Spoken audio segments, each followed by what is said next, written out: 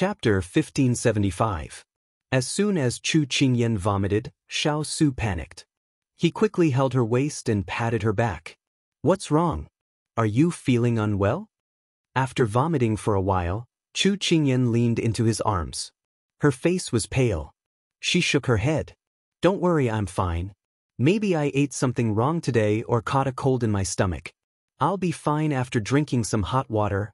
As soon as she said that, her stomach churned again. She couldn't care less about comforting Big Ice Cube, who was panicking because of her, and started vomiting again. Xiao Su didn't dare to rest assured. He asked someone to send Ethereal and Yen Luo to her while he helped her up and checked her pulse. 2 years ago, when she was pregnant with Kang'an, he had learned a few pulse-reading skills from Ethereal to ensure that both mother and son were safe. He didn't expect that it would come in handy today.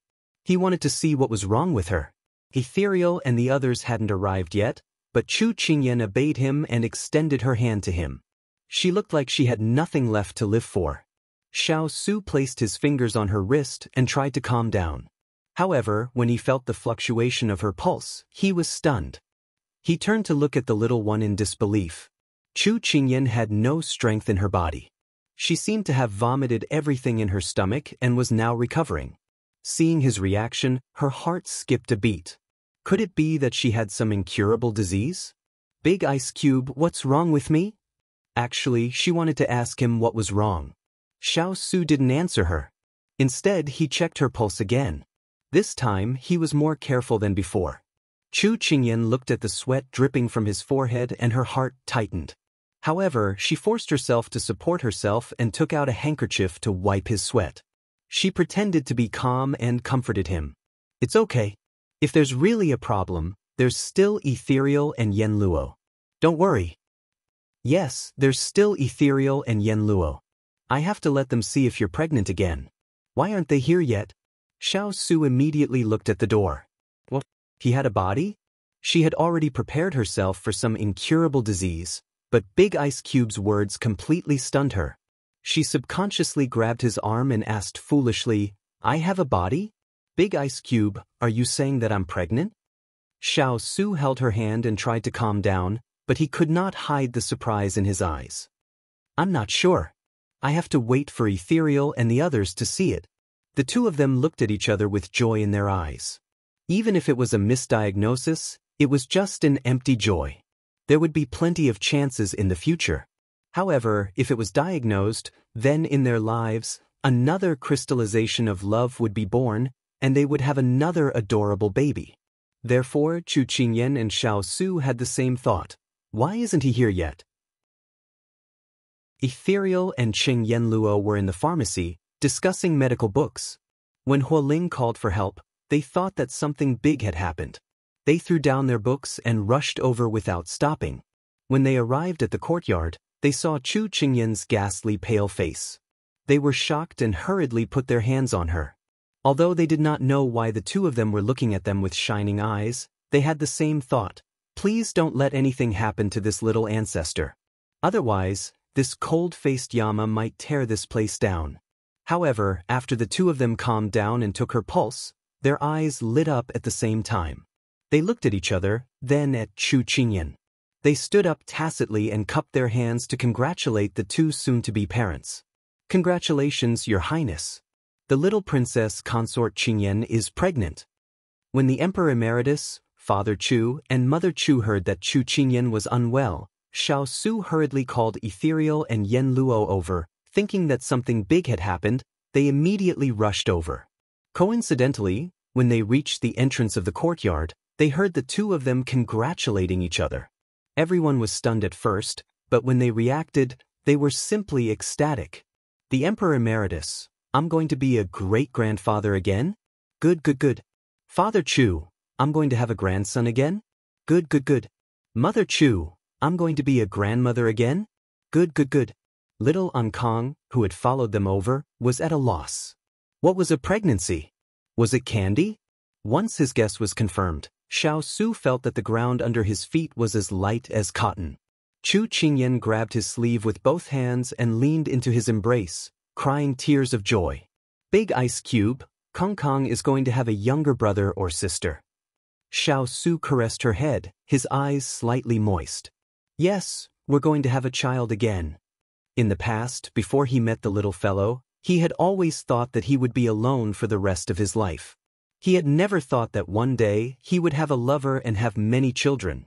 He hugged the treasure of his life and thanked the gift of life once again. At this moment, little Ankang walked past the Emperor Emeritus and the others with his short legs and walked in front of his parents. When he saw that his mother's face was not as rosy as before, he asked his father worriedly, "Is mother sick?" Xiao Su carried him up and placed him on his knees, his voice gentle as he said, "Your mother isn't sick, but let me tell you a piece of good news. You're going to be an older brother in the future." Older brother? Little Ankang's eyes lit up like the stars at night, sparkling. Chu Qingyan smiled and nodded.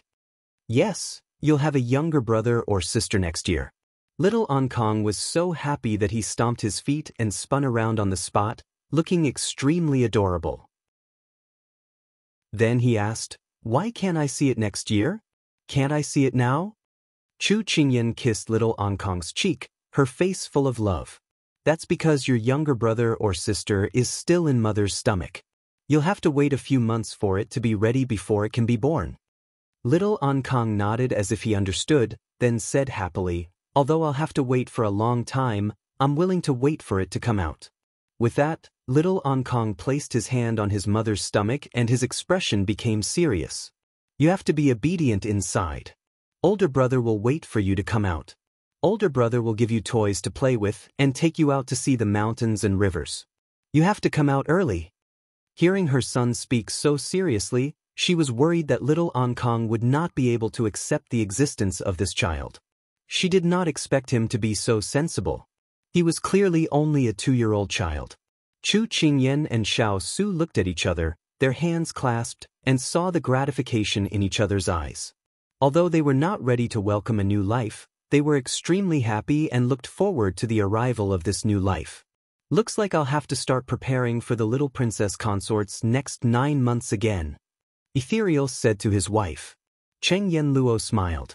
"I'll accompany you this time. Speaking of which, when are we going to have a child too?" Ethereal looked at her master's sweet family of 3 and was a little tempted. Cheng Yenluo snorted. "I'll see how hard you work." Ethereal's eyes lit up when she heard that. "Then I'll work hard tonight." Cheng Yenluo was instantly speechless. She did not seem to mean that. Chapter 1576.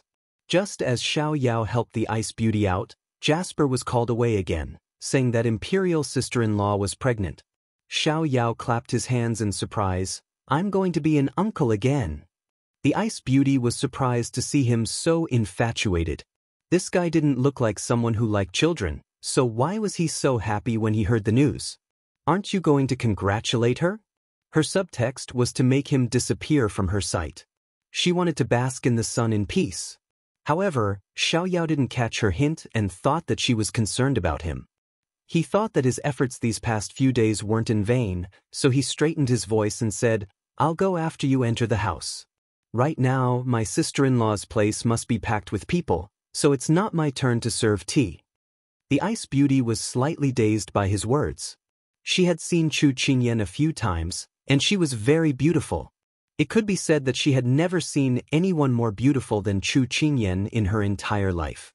What was rare was that Chu Qingyan's personality was straightforward and gentle, and she was not pretentious. She was very easy to get along with, and it was very comfortable to talk to her. It was a pity that this lady had a very clingy husband. Every time Chu Qingyan spoke to Chu Qingyan, her husband would send someone to fetch her. Until now, Chu Qingyan had not spoken much to Chu Qingyan. Listening to Xiao Yao's words, this Chu Qingyan was very doted on in their family.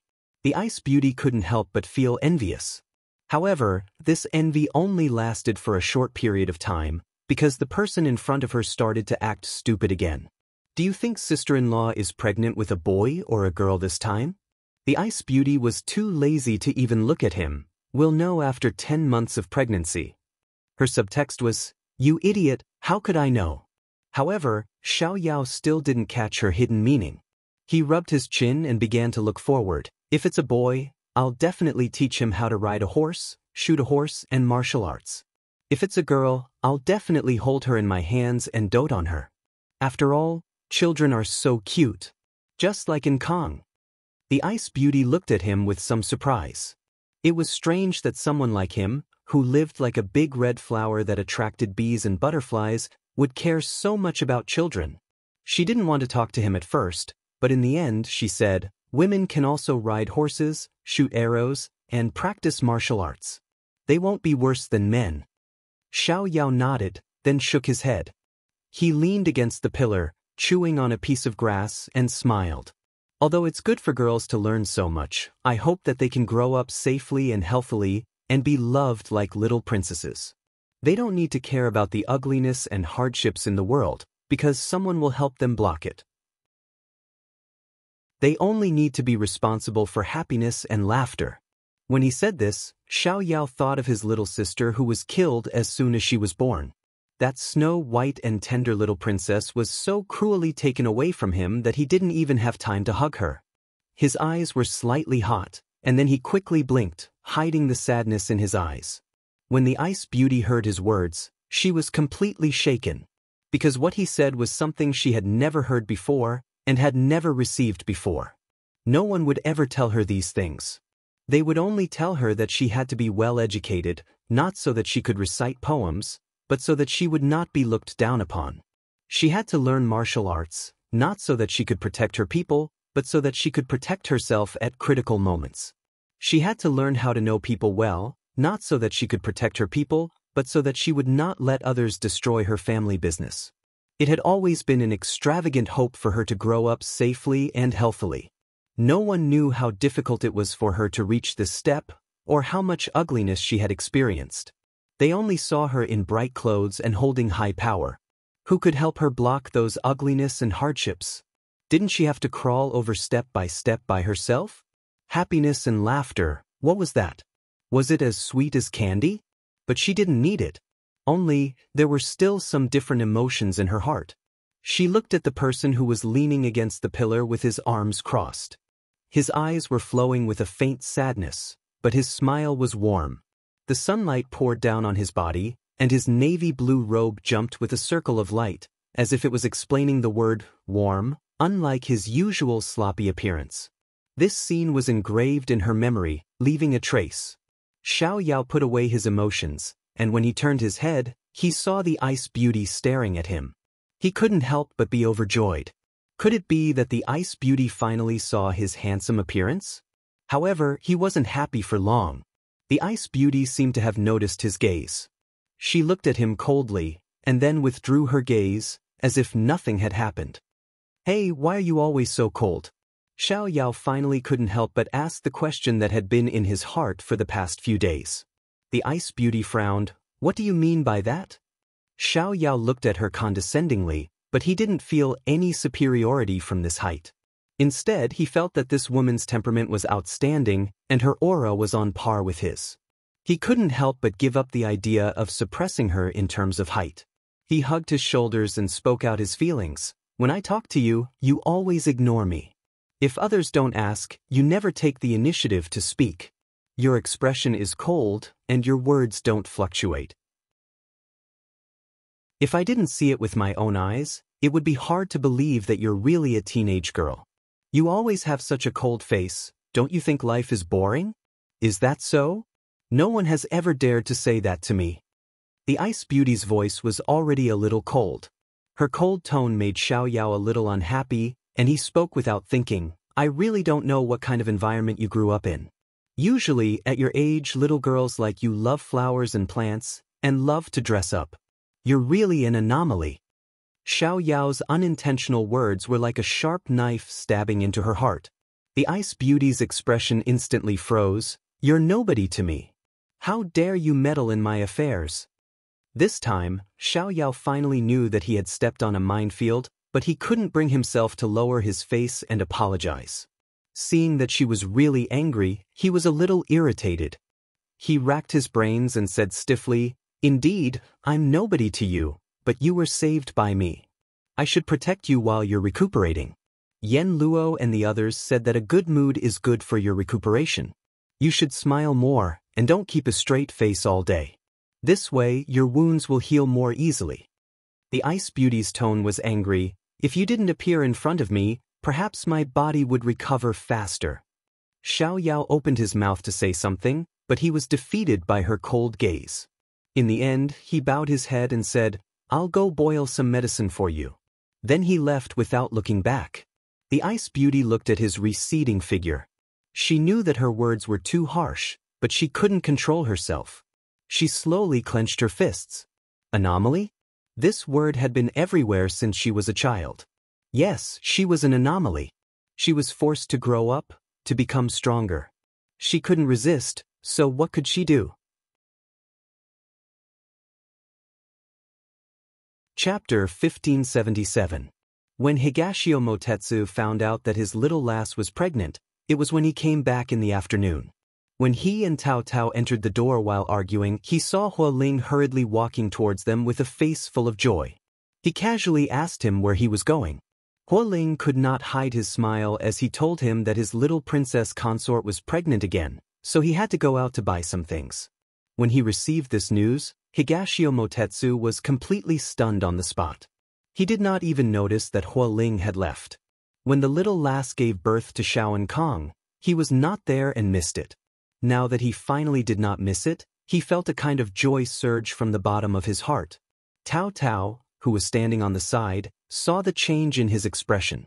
She thought that he could not accept his beloved woman giving birth to another person's child, so her mood instantly fell. Although she was very happy for Qingyan, Higashio Motetsu's reaction made her heart fall to the bottom of the valley. Could it be that she still could not win his heart after working so hard? Higashio Motetsu was too happy and did not notice Tao Tao's low mood. He strode towards Chu Qingyan's courtyard, wanting to congratulate her on this good news.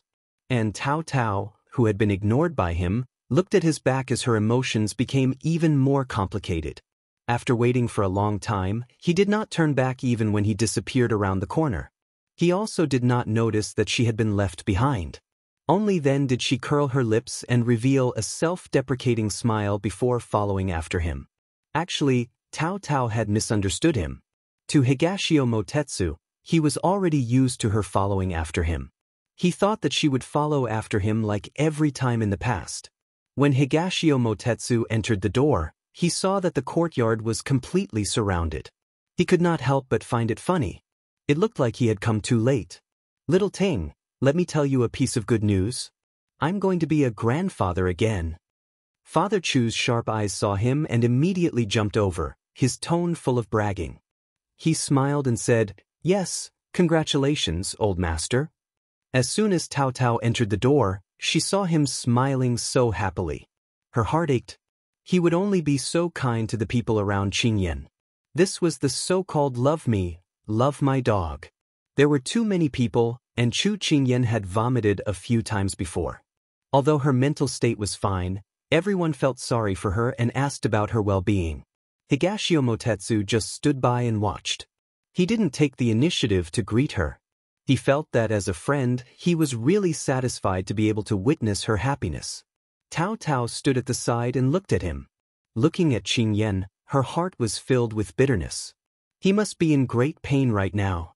He couldn't love her, but he couldn't let her go. Higashio Motetsu keenly felt that someone was looking at him. He turned his head and caught Tao Tao's pitiful gaze. He couldn't help but frown. What the hell was this little witch thinking? With that thought in mind, Higashio Motetsu walked over and knocked a chestnut on her head. "Come back to your senses. What's with that look?" Tao Tao didn't feel embarrassed about being caught. Although she felt terrible, she still cared about his feelings. "Are you okay?" He felt strange. "What can happen to me? All right, come out with me." Tao Tao thought that he was forcing a smile. She pursed her lips as if she was going all out. "Okay, I'll drink with you." He looked at her suspiciously. Finally, he raised his hand and placed it on her forehead. He muttered, "You don't have a fever. Why are you talking nonsense?" Tao Tao pulled his hand down forcefully. She was unhappy. She had put down her discomfort to drink with him. He thought that she was confused from the fever. Just as she was about to retaliate, she heard him say, Why are you drinking? Let's go out and buy something. He ignored her and strode out of the courtyard. Cao Cao blinked. Could it be that he was in a bad mood and wanted to vent his anger through shopping? That should be it. Cao Cao immediately chased after him. Chu Qingyan watched the figures leave one after the other through the crowd. She couldn't help but smile. What's wrong? Xiao Su noticed her smile and asked. He saw his wife winking at him mysteriously. There's something going on between Dong Ting and Cao Cao. Oh! Xiao Su raised his eyebrows and didn't comment. Although she was far away and didn't know what they were talking about, from Dong Ting's posture and the way he spoke to Cao Cao, he was no longer as cold and indifferent as before. This was already a huge improvement. However, Dong Ting was like an unruly wind. If Cao Cao wanted to catch him, she would have to put in more effort. Time was like flowing water, passing by quickly. Especially at the end of autumn and the beginning of winter, when the days were long and the nights were short, it made people feel that time passed quickly. On this day, Chu Qingyan drank the nourishing soup that Jasper sent over. She persuaded Big Ice Cube to do something serious and not watch over her all day. In the end, he took his son to the study to teach him how to write. Chu Qingyan finally felt peaceful. Ever since they found out that she was pregnant, the whole family had been mobilized. She felt like a rare animal that was firmly protected. She couldn't stand it. Once she was free, she thought of some unusual things such as Xiao Yao. Previously, he had been asking her for advice. She said that the Ice Beauty was similar to her big ice block in that they didn't talk or smile, so he wanted to know how she usually interacted with the big ice block. She wanted to teach him how to chat with the Ice Beauty and expand the topic. She felt that this second brother and the Ice Beauty he talked about were very interesting, so she taught him some methods. She hadn't seen him recently, so she didn't know if the methods worked. She thought for a while and asked Jasper. Jasper replied, "These few days, second young master didn't go to Miss Sun's room. However, second young master personally took care of Miss Sun's 3 meals and medicine." Chu Qingyan raised her eyebrows. What happened to the two of them? Were they throwing a tantrum? But it was very likely that second young master was having a one-sided Cold War. It had to be said that Chu Qingyan's guess was very accurate. At this time, the Ice Beauty was sitting in the courtyard basking in the sun, with a servant girl beside her. Previously, that fellow said that there was no one to serve her. He must have been lying to her. This fellow didn't speak much truth. However, he was really unyielding. For a few days, he really didn't appear in front of her again. She was a little unaccustomed to it. Usually, this person would guard her bed when she opened her eyes. If he had nothing to do, he would hang around in front of her and act stupid from time to time. Now, it was other people who came to deliver medicine and food to her. Just because she said a few words, he really didn't come. She felt that this person was too vengeful. However, she also admitted that her words at that time were too harsh. However, she didn't regret it. No one could step on her wound and preach to her. At that time, there was still something wrong in her heart. She couldn't figure it out. In the end, she attributed it to the lack of mental strength after the injury. However, the scenery outside lost its attraction to her. Just as she was about to let someone help her in, there was another person in the corridor. "How is Miss Sun's body recovering?" She raised her head. It was Chu Qingyan, that stunningly beautiful woman. Chapter 1578. Chu Qingyan's appearance came as a surprise to the Ice Beauty. However, Chu Qingyan's expressionless face did not look any different. "Thank you for your concern, Madam Xiao. My body is much better now. I can walk slowly now." This answer was in line with the rules. There was no deliberate closeness or alienation. He was just right. However, it was also this attitude that made Chu Qingyan curious about this girl of unknown origin. This girl's background was definitely not low. Her every movement carried the nobility of a noble. Looking at her appearance, she should have been pampered. However, looking at her hands, there were traces of years of use of weapons. She was not as delicate as ordinary girls. It was hard to imagine what kind of environment this girl was born in for her to be able to combine these contradictions together. When Chu Qingyan came over, someone had already brought a chair over. She sat down and asked Jasper to put the specially made pastry box on the small table. Try it. It's a new style that the kitchen has developed. The Ice Beauty originally had no appetite. However, when the box was opened, she saw that the pastries inside were different from the ones she usually saw. They were beautiful and fragrant. She couldn't help but feel a little hungry. She didn't stand on ceremony and nodded her head and took a piece. When Chu Qingyan saw her eating, she first took a small bite. She felt that it was good and continued to eat in small bites. Her posture was very elegant. Even though it was obvious that she liked it very much, she only ate 2 small pieces and stopped. It was obvious that she was well educated. Chu Qingyan secretly nodded in her heart. I don't know where Miss Sun came from and who else is in your family. You have suffered such a serious injury this time. Do you need to inform your family? Chu Qingyan said with an apologetic smile. I'm sorry to ask so much. I'm just afraid that your family will be worried if they don't have news of you. Sun Shui shook her head. It's all right. I came from US City. My parents passed away early, so there's no need to inform my family. Thank you for your concern, Madam Xiao. I'm sorry to have disturbed you recently. Once I've recovered, I'll inform my friends to come and pick me up. At that time, I'll reward you for saving my life and taking me in. The Ice Beauty didn't think much and answered directly. However, Chu Qingyan thought that the other party misunderstood and wanted to drive her away. She couldn't help but feel a little annoyed. She didn't come here for this purpose. She hurriedly said, Miss Sun, this is just a small matter. You don't have to take it to heart. Rest assured and recuperate here. Moreover, we like to make friends very much. I think Miss Sun is very suitable for me and I really want to make friends with you. So there's no need for any reward. Moreover, we welcome you to stay here for a while. The Ice Beauty felt that she was too enthusiastic. After seeing the people around Xiao Yao, perhaps only Chu Qingyan, Xiao Yao and Qingyan Luo were friendly to her. The others, such as Xiao Su, were very cold, as if no one could enter his eyes. However, he doted on his wife very much. On the other hand, Ethereal didn't meet many people. The few times they met, they were very distant. Therefore, she didn't dare to agree with Chu Qingyan's words. However, she was still very envious because there was always a lingering warmth when these people were together. Although it couldn't be seen, it made people feel warm and comfortable at all times. This was something she had never enjoyed before. Thank you. She sincerely thanked her. You're too polite. Chu Qingyan thought for a moment and said seriously, Miss Sun, I have a question that I want to ask you. Mrs. Xiao, please ask. Are you so polite to everyone? This was the answer she had been wanting to know in her heart these days because she always felt that this Miss Sun Shui seemed to be in a different world from them. She could see her, but she couldn't touch her. This question made the Ice Beauty a little confused. Isn't this how people get along with each other? This ignorant look suddenly made Chu Qingyan feel that this girl was not as mature and steady as she looked on the surface. She was a little cute. How should I put it? There are several types of interactions between people.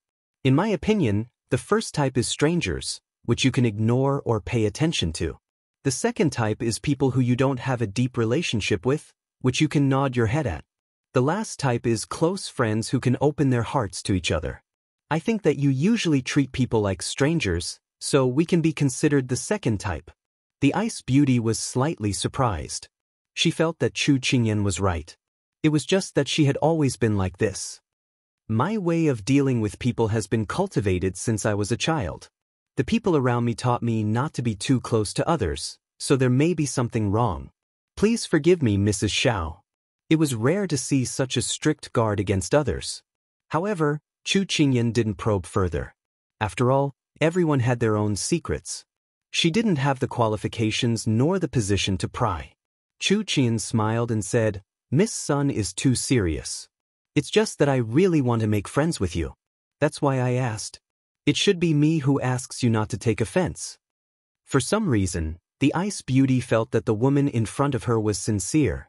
She felt that if she wasn't sincere, she wouldn't have said so much. She couldn't help but remove the guard in her heart. I'm honored. Looking at her serious face, as if she was talking about an important matter, Chu Qingyan smiled brightly. Miss Sun, why do you always give me the feeling that you don't smile? At the age of a flower, you should smile more. Wantonly, this is youth, isn't it? The ice beauty was stunned. Smile? Since she was young, the people around her had told her not to smile easily. She had to be serious and dignified.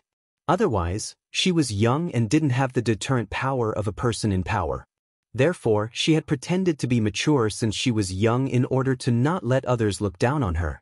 But now, someone told her that at the age of a flower, she should smile more. No one had ever said this to her before. It gave her a strange and wonderful feeling. Maybe it's my nature.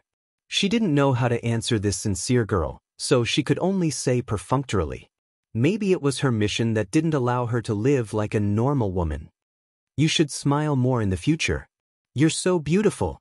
If you can smile, who knows how many men and women, old and young, will be charmed by you. Chu Qingyan joked. The ice beauty thought seriously and said, then I'd better choose to maintain the status quo. But I don't like too many people surrounding me. If they really fall, I'll have to find a doctor for them. It's too troublesome. Chu Qingyan chuckled. These words were really honest. She liked this girl who wore a poker face and told jokes seriously more and more. After the two talked for a while, Chu Qingyan blinked and asked knowingly, oh right, we've been sitting here for so long.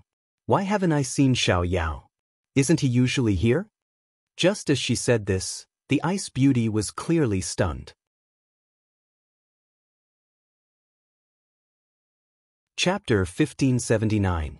The ice beauty's reaction did not escape the eyes of Chu Qingyan, who had been paying attention to her. Chu Qingyan snickered in her heart. It seemed that this lady was not completely unresponsive to Xiao. If she was prepared, she could come in handy. The ice beauty regained her senses and replied indifferently, maybe he's busy with something. Chu Qingyan rubbed her chin, looking confused. Is that so? But I heard from Jasper that Xiao has been locking himself in his room for the past 2 days. Other than brewing medicine for you on time, he hasn't been seen at all. I don't know what's going on. The ice beauty's attention was only on the 2 words brewing medicine. She frowned slightly. You mean to say that the recent medicine was also brewed by him? Chu Qingyan thought that she was touched and immediately nodded. However, the ice beauty muttered, no wonder the medicine is still so disgusting. I thought it was supposed to taste like this. Chu Qingyan's hearing was very good. After hearing this, she couldn't help but want to laugh. So this was Xiao's impression in her heart. It was too funny. However, she still had to say that Xiao was pitiful. Speaking of brewing medicine, this is the first time he's brewed it for someone. In the past, his family was rich and he didn't have to worry about food and clothing. He had never done anything himself. It seems that he's still very concerned about you. Every time he brewed medicine, he wouldn't leave it behind. I heard that he gave it to someone else to do, so he was worried, so he did it himself. Chu Qingyan deliberately said this in order to give this second brother more points in front of the ice beauty. However, these were all true. In the beginning, everyone wanted to mess with Xiao, so they asked him to brew the medicine himself. Later on, they assigned someone to him, but he refused. It was also because of this that Chu Qingyan began to pay attention to the interaction between the two. Hearing this, the ice beauty nodded in agreement. No wonder he doesn't know how to take care of people. He's so clumsy no matter what he does. Perhaps it was because Chu Qingyan had a natural affinity. The ice beauty naturally said what was in her heart. Chu Qingyan snickered in her heart.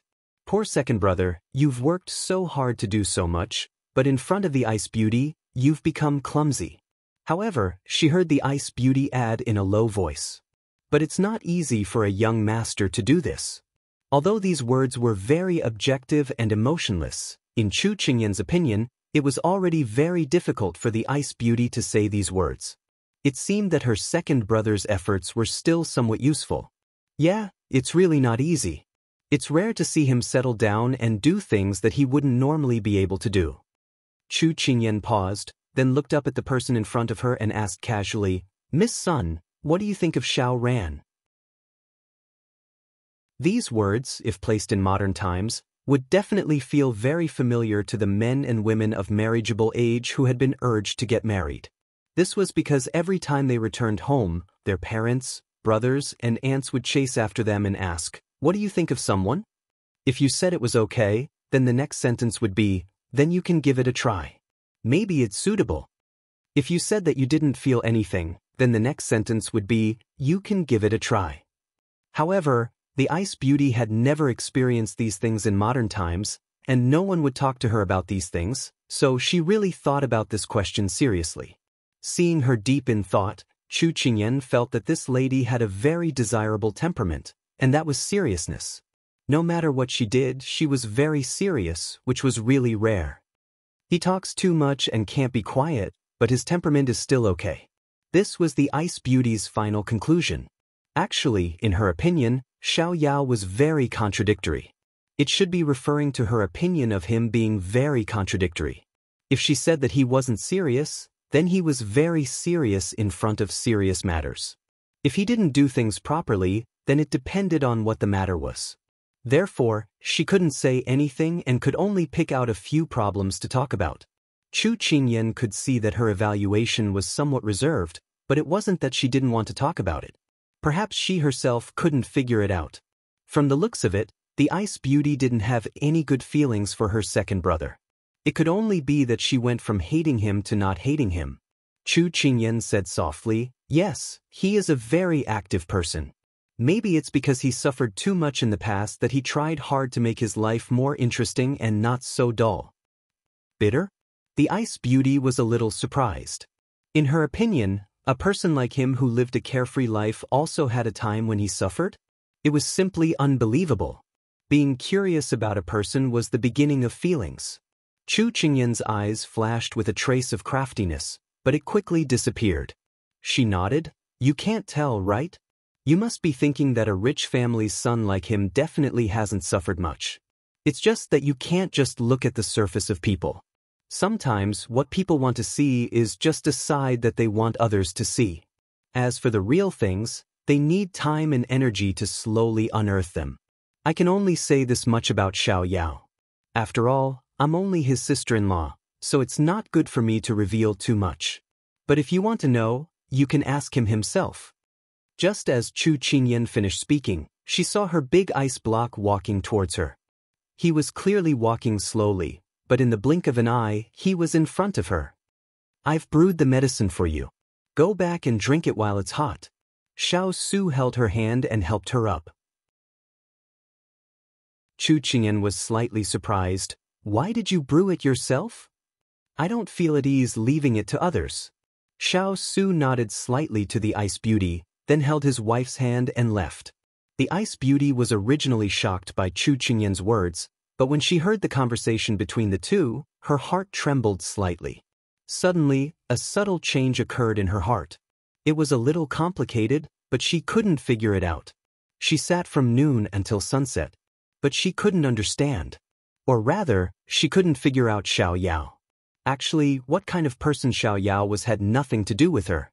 But she had a problem in her heart, so she had to analyze it clearly. Otherwise, she would feel uncomfortable.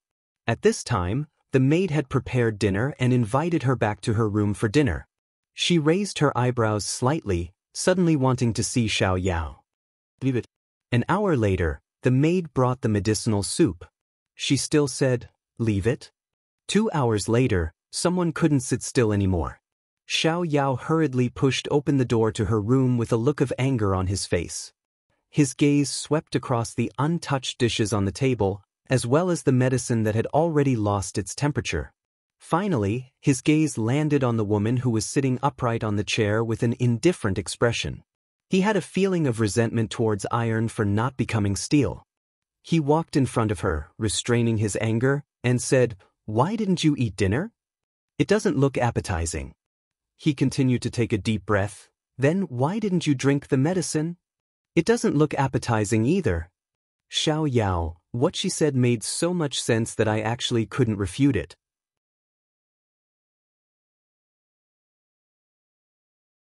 Chapter 1580.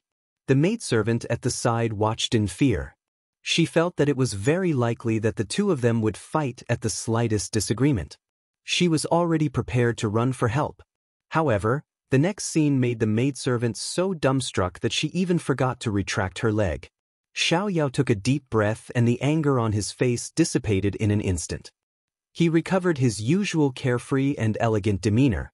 With a clear smile in his eyes, he said gently to the ice beauty, "Since the food doesn't suit your taste, I'll get the kitchen to make it again. Tell the servants what you like. As for the medicine, I'll make another bowl for you." In his words and actions, there was a gentleness and pampering that even Xiao himself didn't notice. She originally thought that this fool would explode in front of her like a bomb, but she didn't expect that it would become like this in the blink of an eye. It was as if she wasn't making things difficult for him just now, but was discussing with him what to eat tonight. Before the ice beauty could react, Xiao had already turned around and instructed the maidservant. Then he really left to make the medicine. "Hey you," the ice beauty subconsciously called out to him. Xiao turned around and looked at her. He corrected her, "Didn't I emphasize to you many times that my name isn't Hey? I have a name." After saying that, he didn't say anything else and quickly walked out of the door. This troublemaker hadn't taken her medicine for more than 2 hours. He had to hurry and make it. The ice beauty looked at his departing figure with a strange feeling in her heart. Her actions this afternoon were intentional. It was also the first time she had done it. Because of her identity and her past experiences, she didn't allow her to do such a thing. Today, she just wanted to lure him out.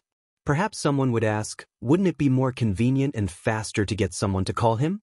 But she had never lowered her voice. Even though she knew that he was angry with her, she couldn't lower herself to compromise with him. So she chose this method. She didn't need to take the initiative to find him, but could also make him appear himself. But at this moment, the ice beauty suddenly thought that if Xiao didn't care about her and didn't care about her matters, he didn't need to care about her life or death. She became a little confused. She didn't know what the meaning of her actions was.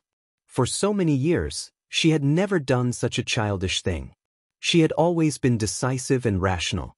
"Miss Sun, where are you going?" The maid's voice sounded anxiously, pulling the ice beauty back to reality. Only then did she realize that she had already walked to the door. "Miss Sun, you should stay in the room and wait for second young master Xiao to come back. Otherwise, young master will be anxious if he can't find you when he comes back." The maid saw that she had stopped and immediately said, "Anxious? Worried about her?" Ever since she was young, no one had ever been worried about her other than her parents. The ice beauty narrowed her eyes and said, "I want to find him." The maidservant's eyes lit up.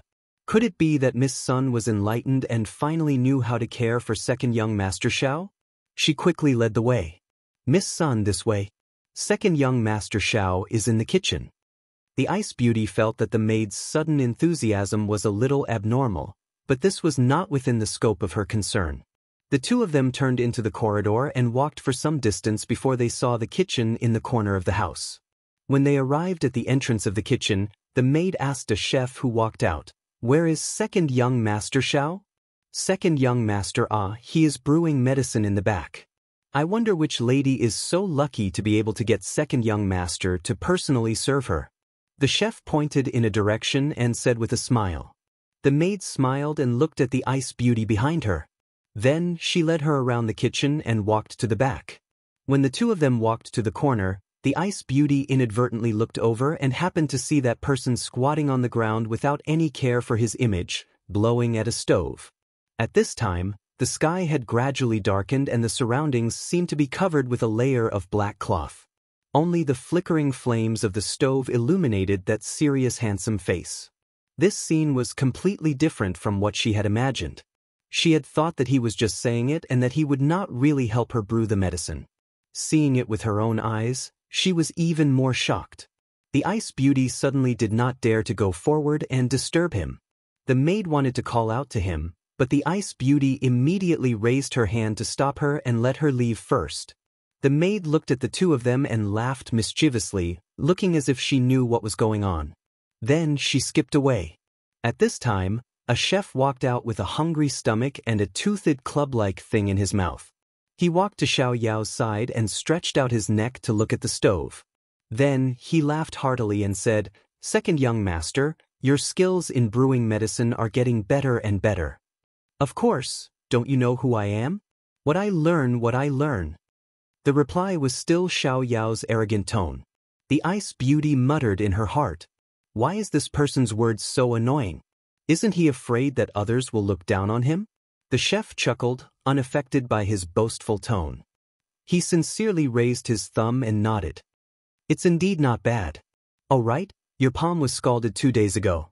Are you all right now? Xiao Yao waved his hand indifferently. It's just a small injury. It's nothing.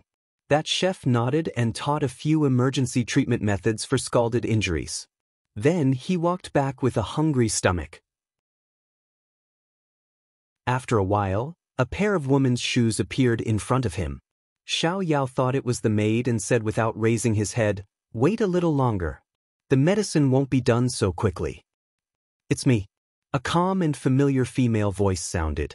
Xiao Yao was stunned for a moment before slowly raising his head. White clothes and a beautiful woman looking around. The lights behind her gradually lit up. It was a scene of waning beauty. Nothing could be more beautiful. Fixed in Xiao Yao's eyes, it became the most beautiful scene of his life. Why are you here?" Xiao Yao stood up abruptly and almost tripped over the firewood beside him. Fortunately, he was nimble and didn't let the firewood sweep the stove. The ice beauty stood at the side and watched him tidy up in a flurry. Clumsy. Hearing this, Xiao Yao couldn't help but calm down. He rubbed his forehead. This was how the two of them really got along. He tidied up, patted his hands and straightened his back. He looked at her openly and asked again, "Weren't you in the room? Why did you come over?" The ice beauty said indifferently, "The room was too stuffy, so I took a walk." The first half of the sentence was true, but the second half needed to be scrutinized. Xiao Yao didn't believe that she could casually walk here. This was the most remote place in the residence. Thinking about how she got angry for no reason before, he had some bold guesses. But when he looked at the person in front of him, he didn't believe that she would do such a childish thing. But for some reason, he still felt a little sweet in his heart. The ice beauty didn't know what he was thinking. She only felt that his expression was a little strange. But he often didn't act according to common sense, and she was already used to it. Used to it? When this word flashed in her mind, she couldn't help but be at a loss. Why was she used to someone who had nothing to do with her?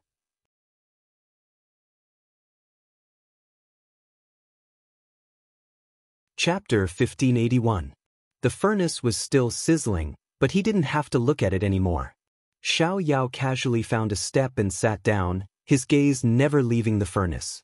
The ice beauty looked at him sitting on the ground. He didn't put on any airs that a young master should have. It was just like how he and Chef were chatting and joking around. She suddenly couldn't understand this person. It seemed that every time she saw him, he gave off a different feeling. Although he was always rather stupid. Sometimes what people saw was just a side that they were willing to let others see. This was what Chu Qingyan said, but she couldn't help but recall this sentence when facing Xiao Yao. Xiao Yao was just about to ask her to go back first and not stay here with him in the cold wind when he felt her sit down beside him. He was instantly flattered. Wasn't this ice beauty always hard to serve and hard to get close to? Why was she acting so strange today?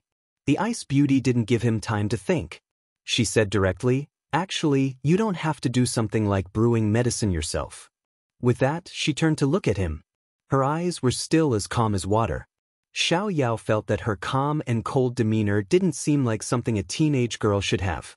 He really wanted to tear off the cold mask on her face and see what she was really like. But he knew that he didn't have the right and position to do so.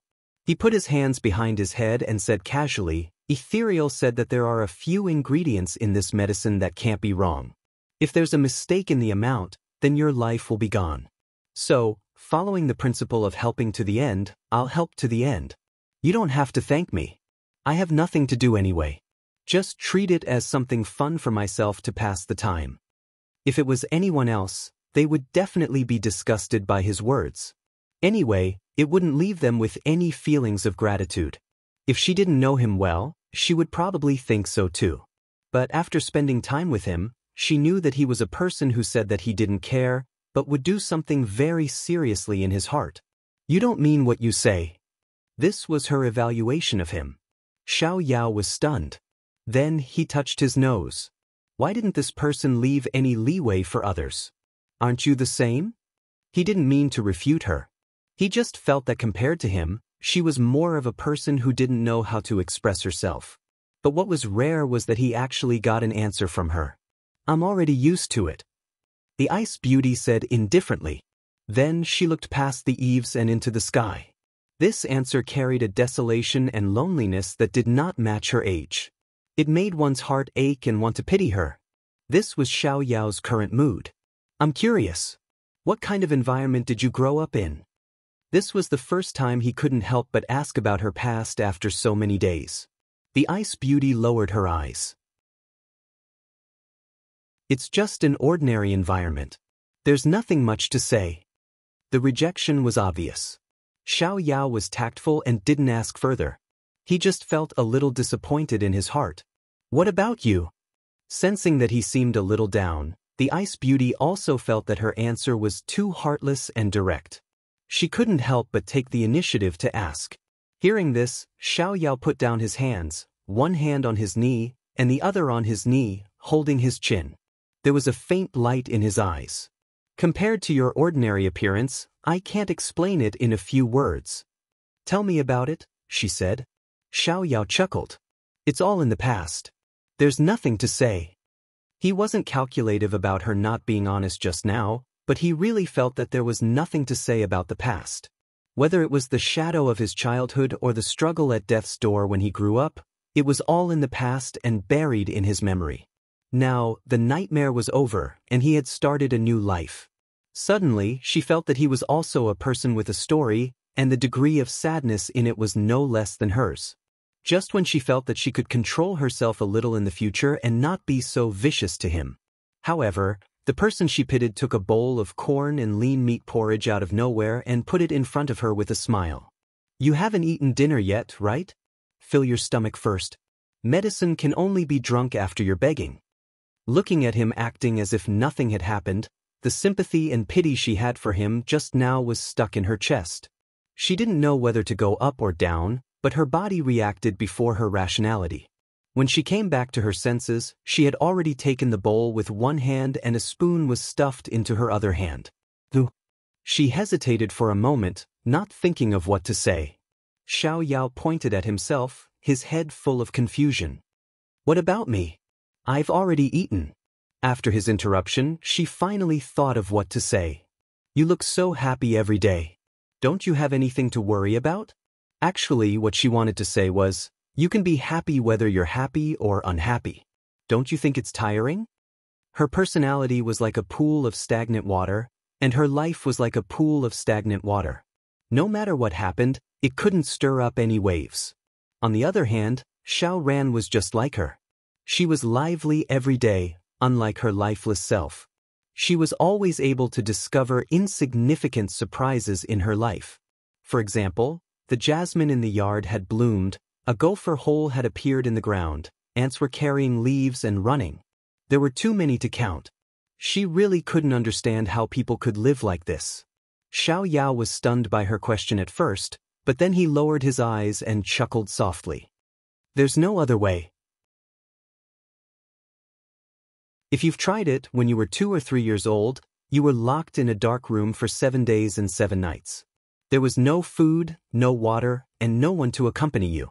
It was dark everywhere, as if you were the only one left in the world. When you came out, you would feel that even the sound of the wind and rain was like the sound of nature. The ice beauty subconsciously looked at him, but he had his head lowered. His face was cast by the trees, so she couldn't see his expression clearly. But her heart clenched at this moment. Because you've tasted the darkest silence in the world, you'll be afraid in your heart. You'll be afraid of being alone. So from then on, I'll go wherever it's lively. If I can laugh, I won't cry.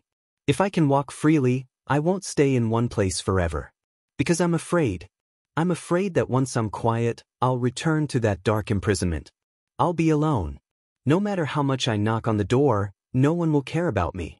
No one can save me and no one will save me. It's like you've been abandoned by the world, like a walking corpse. Although his voice was very calm and didn't have any ups and downs, unlike his usual unruly manner, it made people more keenly feel the impact of that experience on him. At this moment, the Ice Beauty could suddenly empathize with Chu Qingyan's words. You really can't judge a person by their appearance.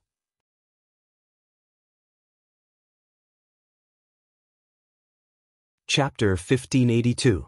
Who would be so hateful as to lock up such a young child and not give her food or water? The physical torture was secondary. The most important thing was the destruction of her spirit. It was simply insane.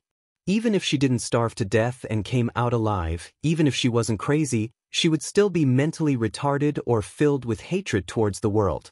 But in front of her, the Xiao she knew from the beginning had never shown any of these emotions. On the contrary, he was more positive and optimistic than ordinary people, as if he always lived in a carefree life. However, only today did she know that he smiled because he didn't want to become cold-blooded. He lived in a lively and prosperous life because he didn't want to return to that period of darkness. Suddenly, she thought that she wasn't the only one who had such a difficult life. But when they encountered the same situation, they adopted a different attitude towards life. She was a little envious. She suddenly wanted to comfort him, but she was the stupidest person and had never done this kind of work before. However, the person who was supposed to be sad suddenly said, "Hey, the soup is ready. Wait a moment, while you're still here, I'll serve it to you." With that, Xiao immediately ran into the kitchen to get a bowl. By the time she reacted, he was already pouring the soup through a wet cloth. The Ice Beauty suppressed the urge to twitch the corner of her eyes. This person's healing ability was quite fast. However, the Xiao in front of her had a serious expression and his movements were skillful, as if he was doing something extremely important. She actually felt that this person was quite pleasing to the eye. If Xiao knew that his self-proclaimed peerless handsome appearance was only pleasing to the eye in the Ice Beauty's eyes, he would definitely vomit 3 liters of blood. After a while, the bowl of medicine was in front of her. Drink it while it's hot, otherwise it will turn cold later. However, her gaze didn't stop at the bowl of medicine, but was attracted by his hand. Xiao teased, "I know my hand is very good looking, but it can't heal your injury. Drink it quickly." As he spoke, he even blew on her hand. He was so considerate. Even Xiao Su, as an older brother, had never seen such a considerate person. The Ice Beauty pointed at the scar on his hand and looked up at him.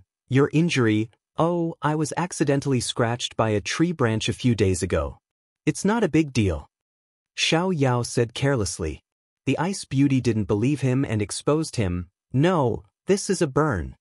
Xiao raised his eyebrows. Today, the Ice Beauty had changed her character of cherishing words like gold and was actually concerned about him. Could it be that the moon rose from the west? Thinking in his heart, he really went to look at the moon in the sky. All right, it is indeed a burn. He didn't feel conflicted and admitted it straightforwardly, thinking that this way, she would probably feel that he was taking care of her. She thought to herself that this person was quite honest. Who asked you to be so clumsy? If you don't know how to do it, don't interfere. Just let the servants do it. She didn't know who she was doing this for. In the blink of an eye, she had already taken the bowl of medicine. She nodded at him and said, "Remember to apply the medicine when you go back. Although you're a man and don't care about your appearance, your hands are already ugly enough. Don't make it uglier." After saying that, she tilted her head back and drank the medicine. She handed the bowl to him and then turned to leave. Xiao looked at her back and then at the bowl in his hand. He couldn't help but touch his nose. Was she concerned about him just now? However, after a while, the person who said she was leaving came back. Xiao looked at her doubtfully. She said without blushing, "I don't remember the way back." Xiao almost couldn't help but laugh out loud. She was so cold even when asking for help. He was afraid that she was the only one he had met. But under her cold gaze, he stopped himself. Otherwise, the loneliness waiting in front of him would be a cold winter. The next day, Xiao appeared in front of her on time with the medicine. The Ice Beauty's unsettled heart finally calmed down. After watching her drink the medicine, Xiao sat down in front of her and said, "Big brother and sister-in-law are going out for a walk in the afternoon. Do you want to go out with us to relax? After all, you have been recuperating for almost half a month and can walk freely.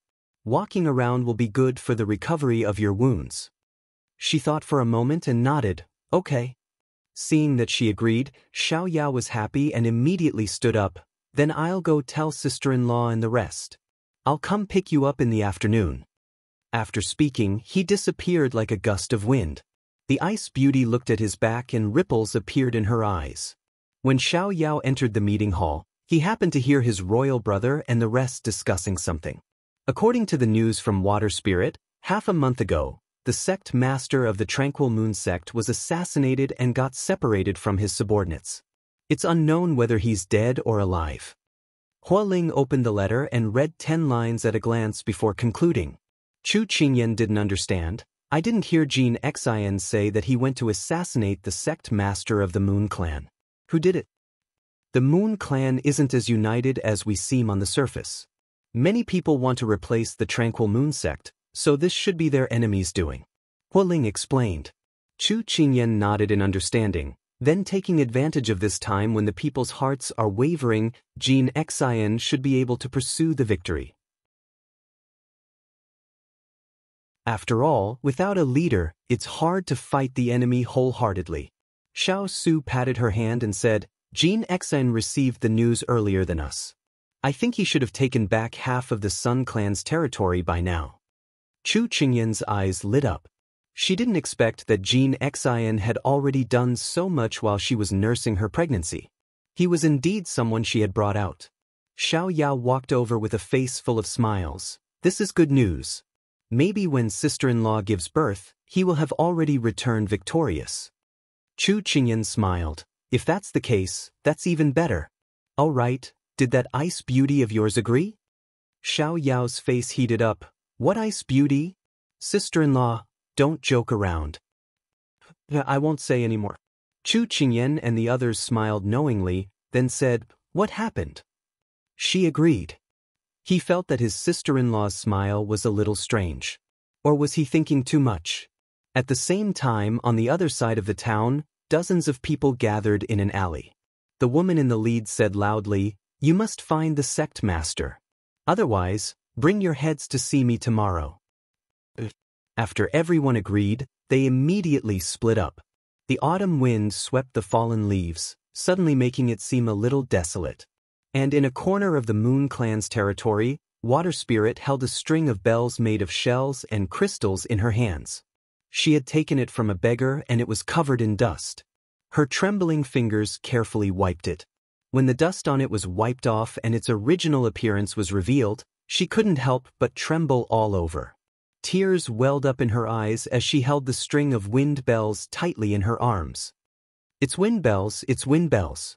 Wind Spirit, are you still alive?"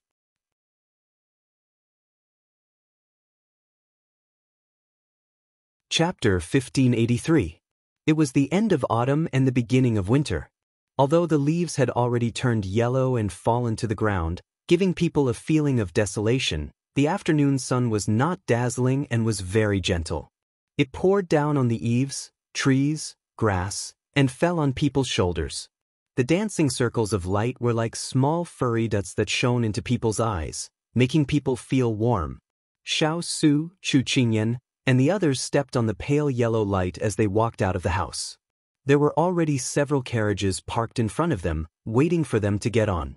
The Ice Beauty walking at the back looked at the carriages and couldn't help but raise her eyebrows slightly. Xiao, who was standing beside her, saw through her thoughts and said with a smile, "Tonight's itinerary is to go shopping. In the afternoon, we will go to the plum blossom forest in the east. I heard that there are a lot of blooming flowers there. It's worth going to take a look." The Ice Beauty nodded, indicating that she understood. In fact, she had another purpose for going out today.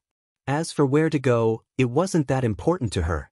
However, she was a little surprised that this group of people could actually buy such a large house in this place. It was simply beyond her expectations. Because in this half a month, She had been staying in her own courtyard to recuperate. At most, she would only go to the kitchen. Today, when she came out with Xiao Yao, she crossed the entire house. Only then did she know how big the house was. Moreover, when she left the house, she also found out that it was located in such a bustling area.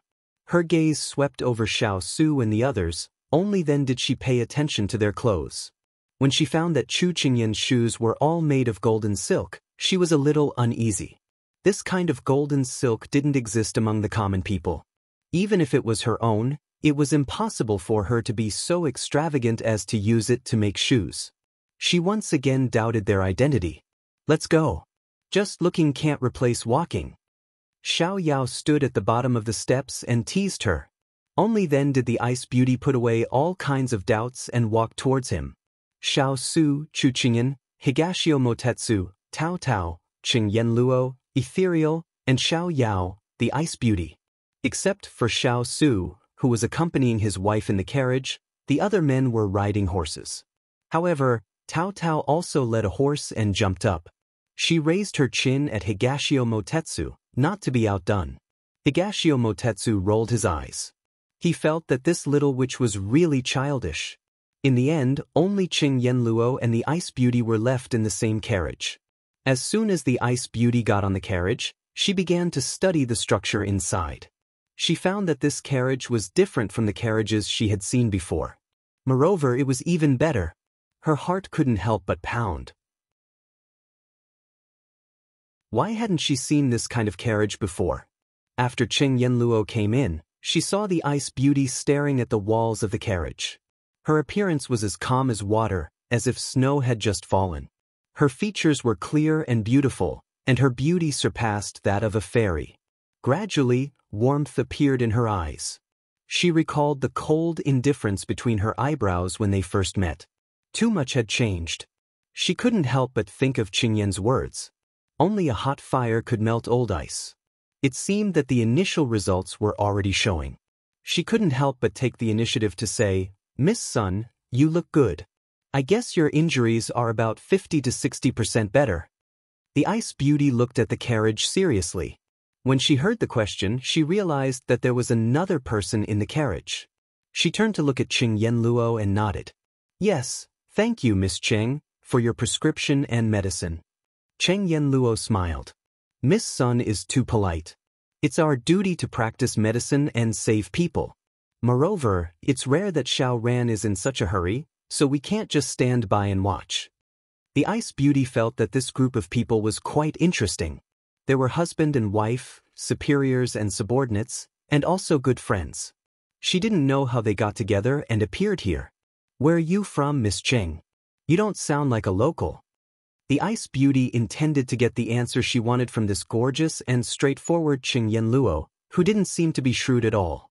Qingyan Luo's eyes curved into crescents as she smiled.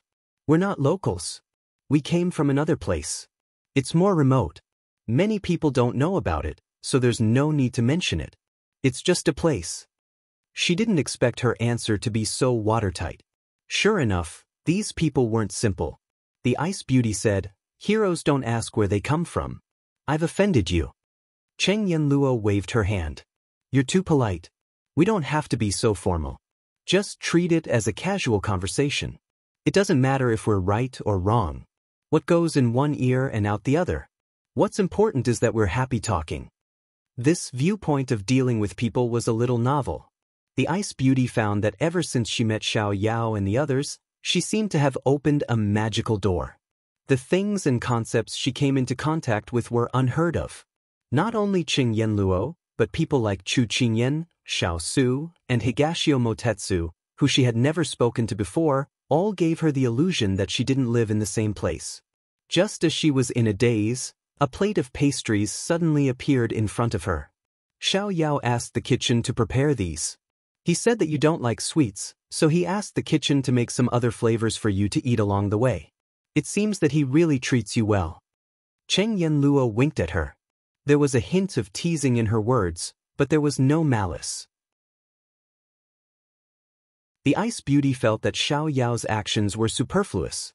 She had never liked to eat pastries, but since it was already prepared, She would force herself to eat a few bites.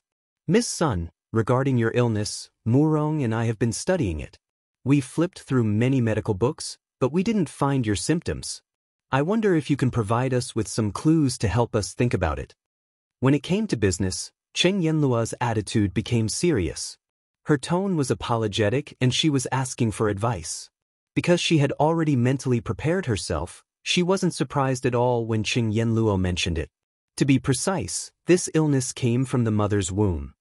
As soon as the Ice Beauty said this, Cheng Yanluo knew that her and Murong's judgment was wrong.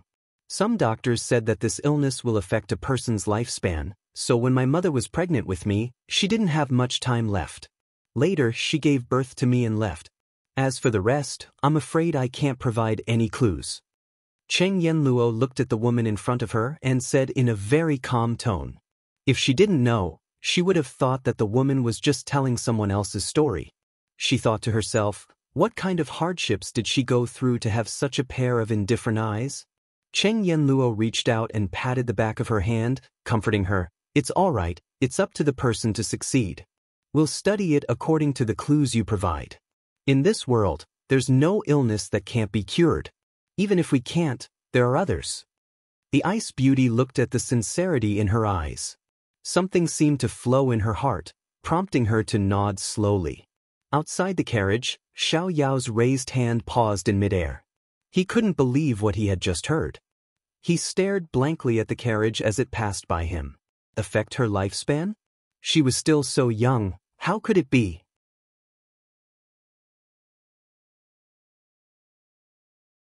Chapter 1584. Seeing Xiao Yao in a daze, Ethereal rode up to him. Second Master, what's wrong?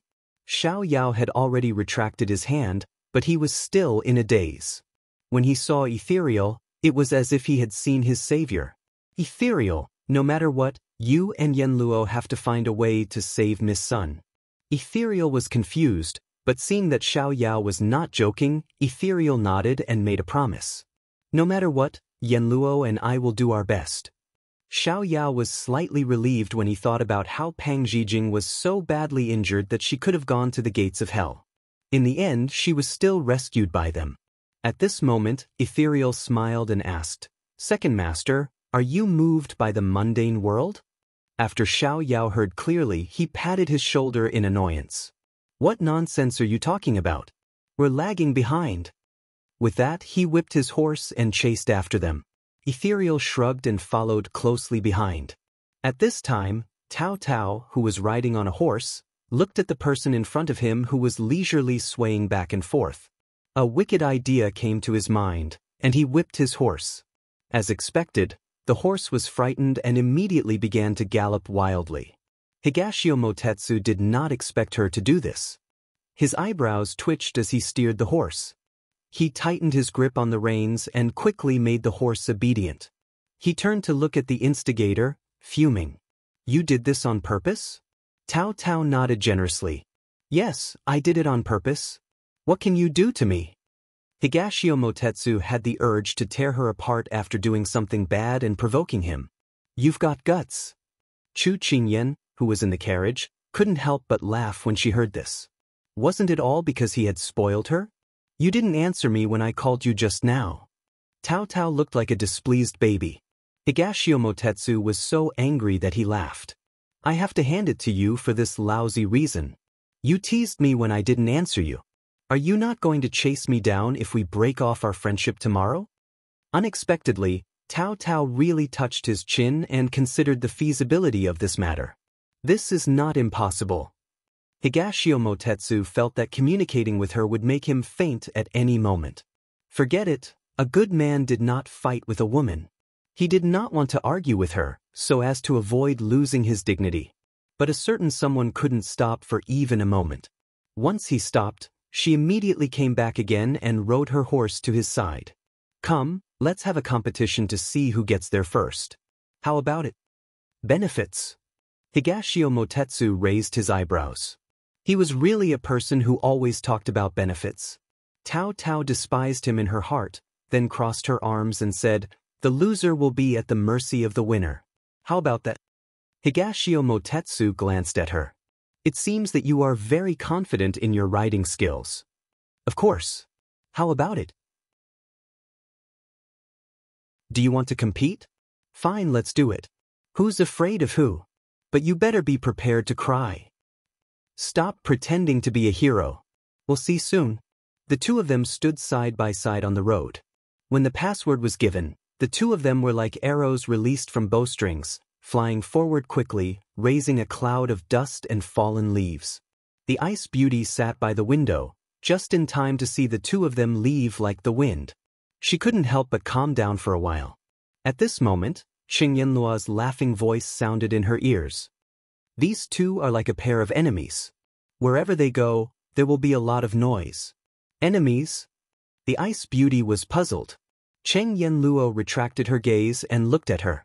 Qing Yan said that the Ice Beauty had a high IQ but an extremely low EQ. She was afraid that she was not enlightened about the feelings between men and women, so she didn't feel anything when Xiao took care of her. She couldn't help but feel a little sorry that Xiao met this Ice Beauty, so she took the trouble to explain. This pair loves and hates each other. Tao Tao is eccentric and doesn't play by the rules. She is not interested in anything, and her favorite thing is to pester young Master Dongting. Young Master Dongting is unruly and doesn't like to be restrained. So you can imagine how they usually get along. The Ice Beauty nodded, but still asked, "But I see that although they are noisy, they are quite harmonious." Qing Yanluo smiled when she heard this. This person's observation skills were not bad. She nodded in agreement and said, "You are right. Although young Master Dongting seems to be very impatient on the surface, if you look carefully, you will find that he is accommodating Tao Tao in all aspects. But maybe the two of them didn't notice." They didn't notice? The Ice Beauty was even more confused. If anyone noticed, do you think they would still be in such a hazy state? Qing Yanluo winked at her, indicating that her knowledge was still shallow. The Ice Beauty was stunned. There were so many ways to do this. It was not as simple as the 5 elements and 8 trigrams. She wasn't someone who liked to pry into other people's affairs, but these people were too mysterious. She didn't know if they would affect the Yu clan, so she couldn't pry too openly. She could only beat around the bush. However, the results she obtained along the way seemed to be useful, but it was useless. The Ice Beauty didn't know if these people really had no problems, or if they were too good at hiding. If Chu Qingyan knew what she was thinking, she would probably find it funny. It was true that they were in opposition to the Yu clan. However, it was also true that they were here in the name of having fun and didn't interfere in the war between the Sun clan and the Yu clan. Therefore, it was normal that the Ice Beauty couldn't find out. Time passed in the midst of chatting and fooling around. Soon, the group arrived at the intersection of the plum forest. Everyone dismounted and got off the carriage. As soon as the Ice Beauty landed, she saw Xiao Su carrying Chu Qingyan off the carriage. Do you think that the two of them are very compatible and very loving? Qing Yanluo also landed and looked in the direction of the Ice Beauty's gaze. The Ice Beauty nodded. I thought that he was a cold-hearted person, but I found that when he was facing Madame Xiao, he seemed to become a different person. The way he carried her off the carriage was very gentle, like the wind caressing a feather. Qing Yanluo chuckled. The Ice Beauty looked at her in confusion. You're wrong. He has always been like this. It's just that Qingyan's appearance brought out the gentleness in his heart. Have you heard of the tenderness of an Iron Man? That's what it means. After Qing Yanluo's explanation, she seemed to understand. But since it's the first 3 months of pregnancy, why is she out and about? Isn't it more dangerous? Because someone spoils her to the heavens. If Qingyan hadn't wanted to go out and walk, Xiao Su wouldn't have let her go out. However, Xiao Su only made this decision after he understood her physical condition. This second child was much more stable than the previous one, so it was good for her to walk around. At this moment, Tao Tao walked over with a dejected look on her face. When Chu Qingyan saw her dejected look, she couldn't help but laugh. Didn't you go to the horse race? Why do you look so bitter? Did Dongting bully you? Tao Tao looked at her pitifully and opened her mouth to complain. However, she suddenly thought of something and could only say, meow meow. Everyone was confused when they heard this. What was going on?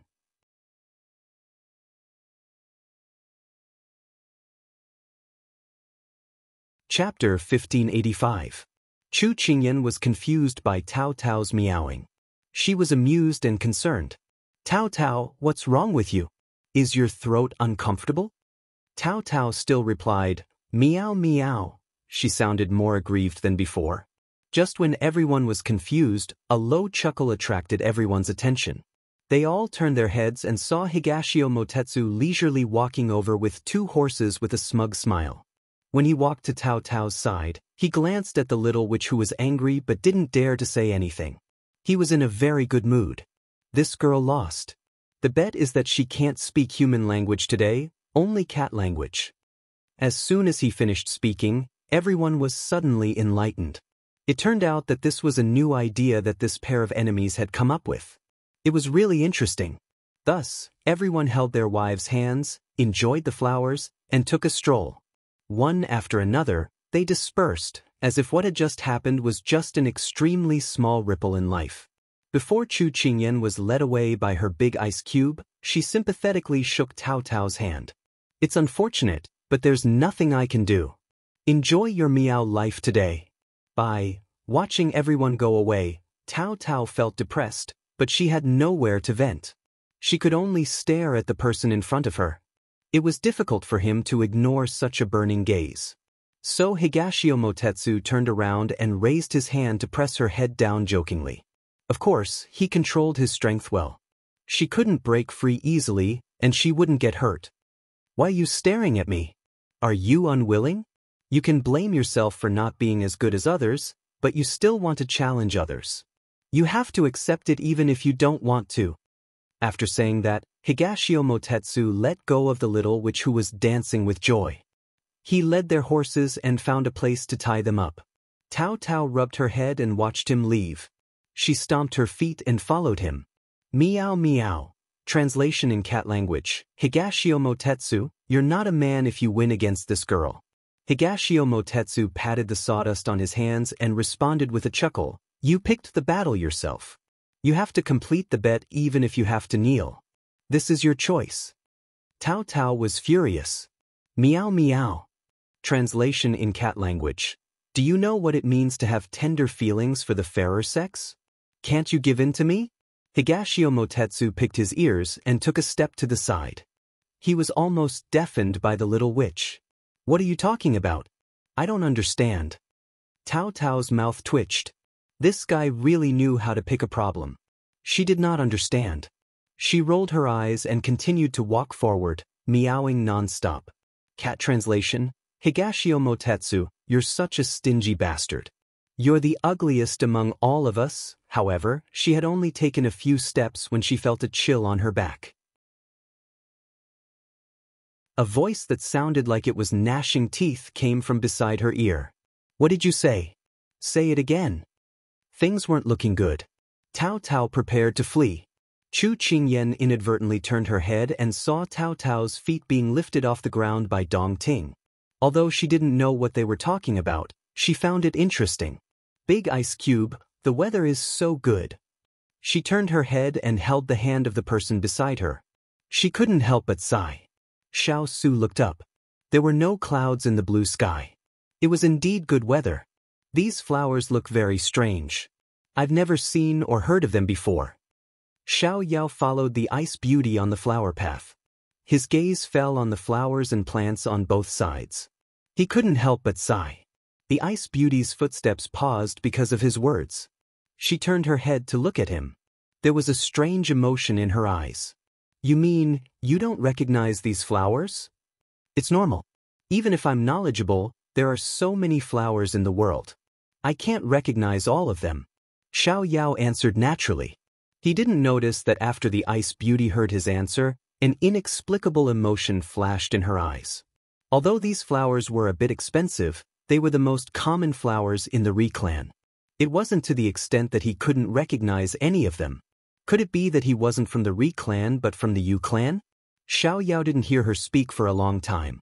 He couldn't help but look at her in confusion. What's wrong? Are you not feeling well?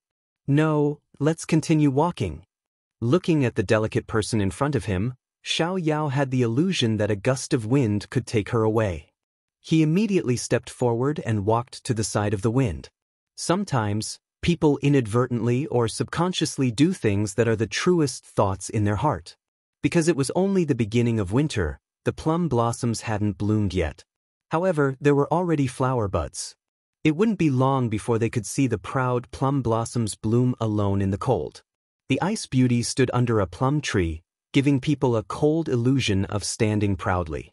Like the cold plum blossoms in the cold winter, proud and unyielding. The plum blossoms in the forest hadn't bloomed yet, but she had already become the scene of the ice plum blossoms in the forest. Not far away, Xiao held his breath and couldn't help but stare blankly. The ice beauty under the tree felt Xiao's gaze, but there was no killing intent or hostility. So she let him go. She might have gotten used to his gaze. On her left were Chu Qingyan and Xiao Su. The two of them were sitting on a blanket spread out on the ground, drinking tea and playing chess. They were in a leisurely mood. On her right, Qingyan Luo and Ethereal were looking at a medicinal herb on the grass, studying its effects. It was a very interesting game.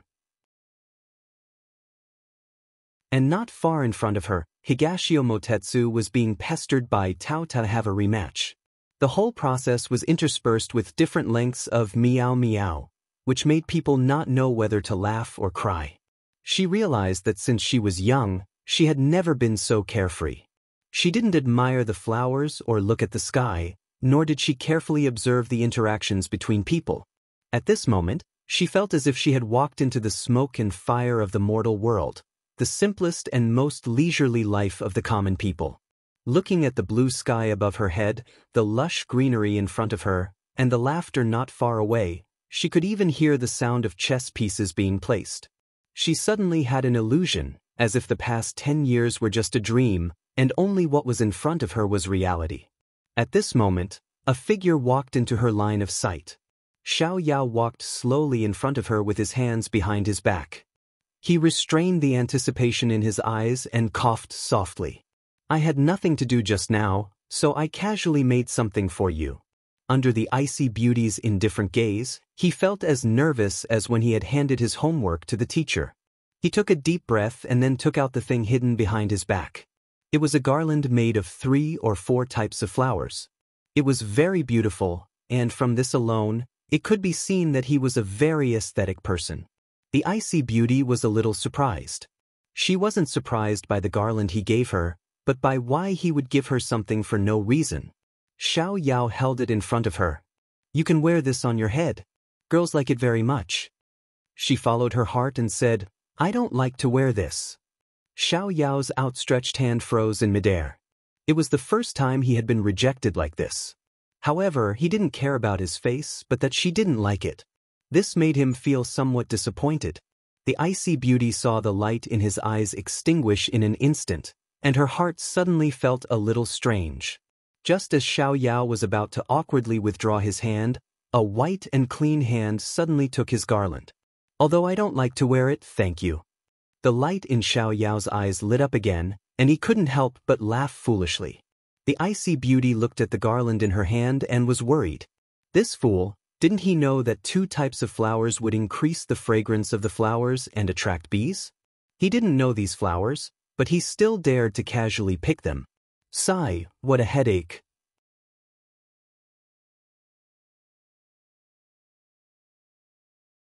Chapter 1586.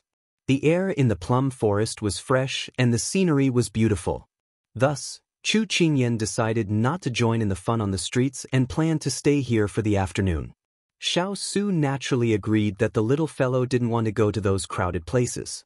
Qingyan Luo and Ethereal found a lot of herbs in this grassland and decided to stay and collect them. Thus, only Xiao and the other 3 were left to go shopping at the night market. However, because Higashio Motetsu and Tao were competing on horseback, they soon lost sight of them. Thus, in the end, only Xiao and the Ice Beauty were left. One was riding a horse and the other was sitting in a carriage. At this time, the sun was already at the top of the mountain. In another hour, the sun would set. The golden light poured down from the top of the mountain, covering the mountains, fields, and roads with a faint layer of golden gauze. Looking from afar, the maple leaves dyed the whole mountain red. It was so red that it gave people a feeling of infinite vitality. Looking closer, in the fields, there were tenant farmers carrying hoes and preparing to go home for dinner. The fields were lively and made people feel comfortable living. The Ice Beauty leaned against the wall of the carriage. Through the small window, she saw a scenery that she hadn't seen or paid attention to in the past 10 years. The sound of horse hooves and the crisp sound of the bell hanging on the horse's neck rang rhythmically. She came back to her senses and looked sideways. Beside the carriage, Xiao was sitting on a high horse, holding a leather whip in his hand and playing with it easily. The smile on his face was soaked by the setting sun and his facial features couldn't be seen clearly. She felt that his whole body was emitting a soft light, giving people the illusion that the world was stable. She was absent-minded for a moment. Along the way, Xiao's mind was half on the road and half on the Ice Beauty. When she looked at him, he noticed it and turned to look at her. He saw her looking at him without blinking. He didn't notice her strange expression and thought that he had finally charmed her with his handsome appearance. He felt happy and couldn't help but start to pose on the horse's back, pretending that he didn't feel her gaze. However, when the Ice Beauty saw him putting his hand to his forehead in deep thought, stretching his arms as if he was flying, and lifting his cloak coquettishly, she felt that it was an eyesore. She didn't know what was wrong with this person, so she immediately retracted her gaze and no longer looked outside. Out of sight, out of mind. After Xiao did all the positions he could think of, he turned back with a smile. However, he didn't expect that the curtains of the carriage had already been drawn. He was a little regretful. He didn't know if the Ice Beauty had seen all of his heroic actions on horseback. The carriage leisurely swayed to the street. At this time, the sun was about to set. Xiao handed the reins and the carriage to the servants and then walked towards the bustling area with the Ice Beauty. Seeing a restaurant not far away, Xiao stopped and asked her, "We've been playing all afternoon. Let's go have dinner first. When it gets dark, I'll take you to the night market. What do you think?" The Ice Beauty had no objections. "Up to you." Thus, the two of them stepped into a restaurant filled with guests. The enthusiastic waiter immediately greeted them. "Dear guests, would you like to eat or drink tea?" Xiao said, "Let's eat." "Alright, please come in." Xiao looked directly at the stairs and prepared to go up to the second floor. It was quiet upstairs. He could still chat with the Ice Beauty and no one could disturb him. However, at this time, the Ice Beauty's gaze landed on the guests on the first floor. She said to Xiao, "Just find a place to sit downstairs." Since the Ice Beauty had spoken, he didn't have any objections. He asked the waiter to find a seat by the side and the two of them went over. The waiter began to ask what dishes they wanted to order. Xiao adhered to the principle of women first and asked, "What do you want to eat?"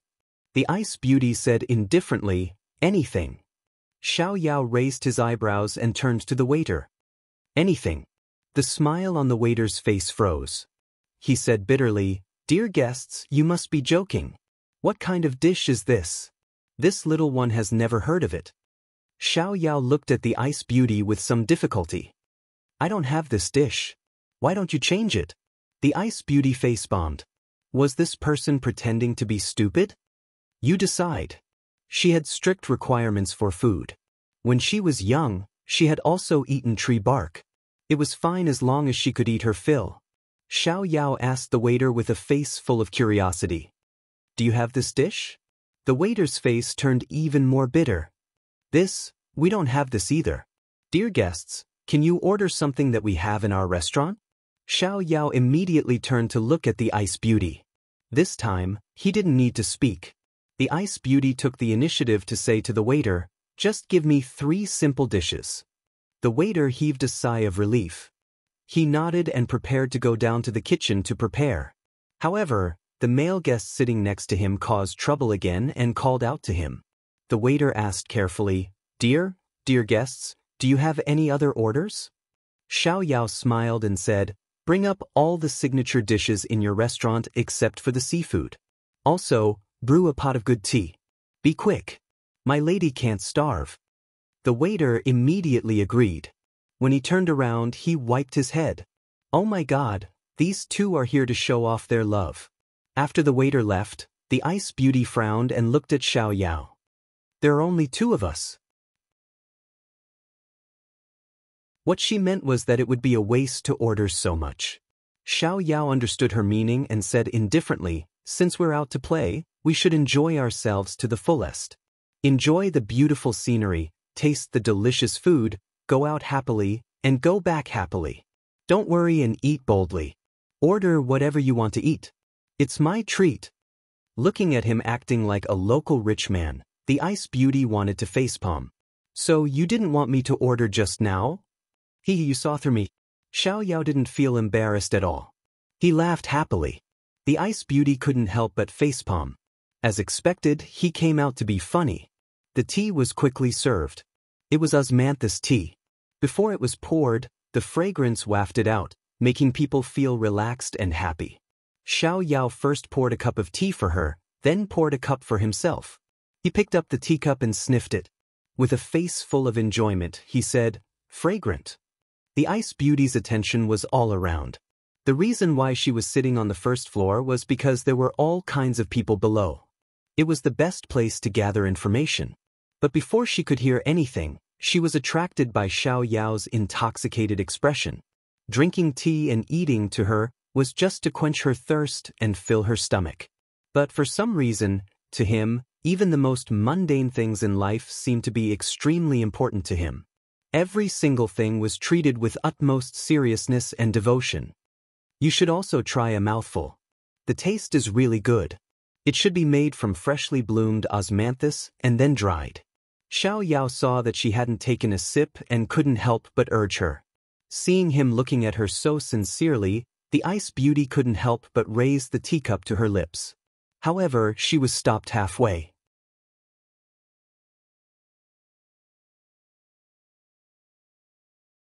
Chapter 1587. Looking at the hand in front of her, the ice beauty raised her eyebrows. What is this guy trying to do? Xiao Yao met her somewhat impatient gaze but still persisted. In any case, she had been glaring at him all this time and he was used to it. You have to smell it first and then drink it. Drink it in 3 mouthfuls. Only then can you experience the beauty of it. The ice beauty was puzzled. Isn't this drinking wine? Xiao Yao's face didn't turn red and his heart didn't skip a beat. This is how I drink tea. The ice beauty really wanted to twitch her eyebrows like the waiter, but under his earnest expectations, she still did as he said. This was because she knew that if she didn't do as he wished, he wouldn't stop pestering her. This would affect her ability to scout for information later. As soon as she drank it, he leaned over. How is it? It tastes good, right? She reluctantly nodded. Her mind wasn't on it just now and she didn't taste anything. At this moment, the waiter served the dishes one by one. She thought to herself, now that there's food, it should be able to shut his mouth. However, she was still too naive. Xiao Yao looked at the table full of dishes as if he had seen something new. I've never seen these dishes before. They're so white and tender. If they're not made of tofu, what are they made of? The ice beauty didn't understand what tofu he was talking about. She looked at the dish. That's a kind of fruit pulp. You can eat it as a dish. Xiao Yao felt that it was very novel. It was the first time he had seen such a fruit. Then, his gaze was attracted by another dish. What is that? Scarlet thorn. It's a kind of animal that lives deep in the mountains. It tastes delicious. After the ice beauty answered, she saw that he was about to point to the next dish. Her head hurt. This guy was probably going to be endless again. Thus, she made a prompt decision to call the waiter over and let him be responsible for explaining. It was rare to meet such a rich customer, so the waiter did his job diligently. Not only did he start explaining the ingredients, he even explained the steps of frying, and frying. It was an endless stream. However, for Xiao Yao, who had studied delicacies, it was simply a feast. The two of them went back and forth and began to talk. The ice beauty heaved a sigh of relief. It was finally quiet. However, perhaps even she herself didn't realize that she was a person who couldn't be disturbed by anyone in the past. Now, her mood was affected by Xiao Yao. This change was shocking. At this moment, the discussion around her also entered her ears. Have you heard? The sect master of the Tranquil Moon sect is missing. A burly man dressed like a pugilist said softly to the people at the same table. What? Missing? His companion was surprised. He's been missing for more than half a month. I heard that the Tranquil Moon sect has been covering up this matter. But don't I have a friend working in the Tranquil Moon sect? I've heard that they've already sent out 5 groups of people to search for them. It can't be wrong. The big man had a confident look on his face. His companion asked again, "Why have you been missing for so long? Wouldn't that be beneficial to the Japanese?" That's right. The Japanese have a very brave and skilled leader. In less than half a month, they will fight their way here. The Yu clan is retreating, and I'm afraid they won't be able to defend against the Japanese. Furthermore, there's no news about the sect master. Perhaps he has already been. The burly man made a throat-slitting gesture. His companion was so scared that he immediately drank a mouthful of wine to calm himself down. The ice beauty narrowed her eyes and turned to listen to the conversation on the other side. An old man whispered, "Do you know? Our Sunflame sect's young sect master has returned." A middle-aged man dressed like a scholar immediately followed up, "I heard that this time he brought a lot of helpers. In just a few days, he's already taken back 5 cities. It's simply godly speed." That's right. I heard from those who were lucky enough to see the young sect master's heroic appearance a few days ago that he's extraordinarily handsome and has boundless strength. He defeated a city guard in one move. Too powerful. Another slightly younger man, who was also dressed like a scholar, added. His face was full of admiration. The old man held his chest and sighed, "The heavens have eyes. Chasing away those bastards from the Yu clan, the day of the Japanese is just around the corner." At another table, there was a group of hot-blooded youths. They drank wine and ate meat. They were very forthright. Some said that after finishing this meal, they would go to the front lines to support young sect master Murong and do their part for the Japanese. The Ice Beauty felt that these people were exaggerating, but after hearing so much about how many cities of the Sun clan had been taken back by the Sunblaze sect, it was clear that the young sect master Murong Yunxian lived up to his reputation. A faint light flashed in her eyes. It was different from her usual indifference and calmness.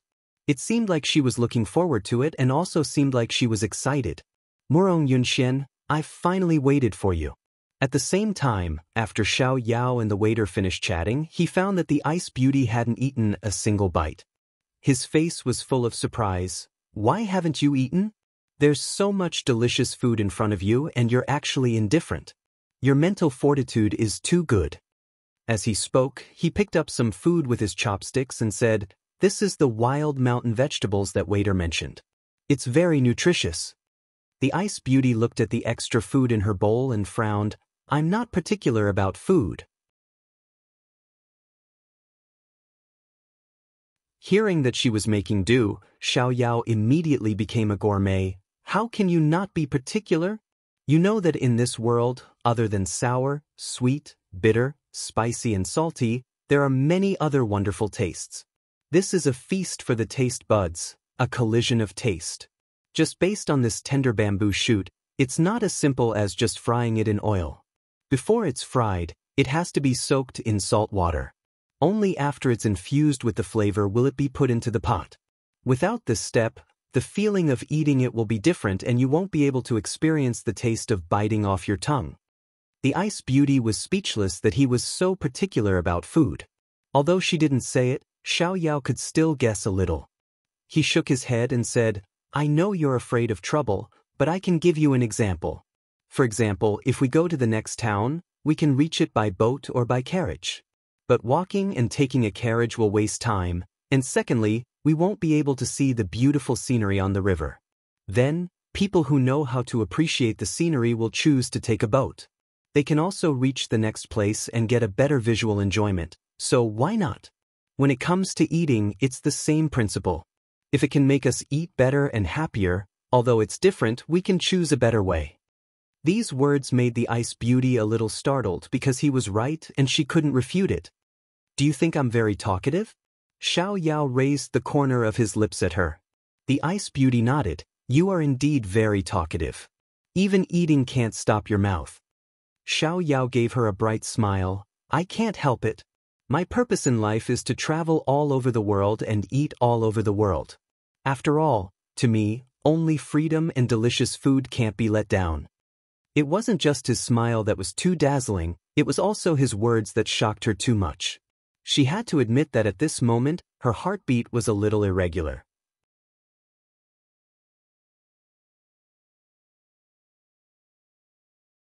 Chapter 1588. Xiao Yao was a meticulous person. Perhaps it was because he had suffered too much when he was young, causing him to be very meticulous in his food, housing, and clothing. However, there was also a reason. In that power struggle, he had listened to his mother's teachings since he was young. In order to not be targeted, he acted as if he was ignorant and incompetent on the surface. He didn't reveal anything and strive to be a person on the edge of power. In other words, he was commonly known as the second-generation ancestor, a person who couldn't be helped. Sometimes, after pretending for a while, he would get used to it and enjoy this kind of role. Later, when his imperial brother ascended the throne, Consort Yu's faction fell and the entire imperial court was rebuilt. He could finally let go of everything and no longer live so tirelessly. However, he really pursued good food, wine, and beautiful scenery. Perhaps it was because he hadn't found a goal to fight for in this life, so he said that he temporarily placed his hopes on mountains, rivers, and delicacies. That was why such a person would say that only freedom and delicacies could not be let down. The Ice Beauty was the exact opposite. Perhaps it was because she hadn't been free since she was young. In addition, she had too many burdens on her shoulders. Every day, in addition to dealing with those cunning old foxes, she also had to think of ways to consolidate the power in her hands. Every day, she was so busy that even breathing was an extravagant hope. How could someone like Xiao Yao have such enlightenment? Perhaps it was because she had never obtained it or thought of it, so when Xiao Yao said that long speech, other than feeling unfamiliar, she also felt yearning. Yearning and desire for the unknown. When she felt her sudden thoughts, the Ice Beauty was suddenly stunned by herself. As a person in power, the last thing she should do was to have too many personal feelings. Otherwise, it would affect her judgment when making decisions. Since she was young, she had been taught to be a heartless person. How could she have so many strange thoughts? While the Ice Beauty was in a dilemma, Xiao Yao was eating in big mouthfuls.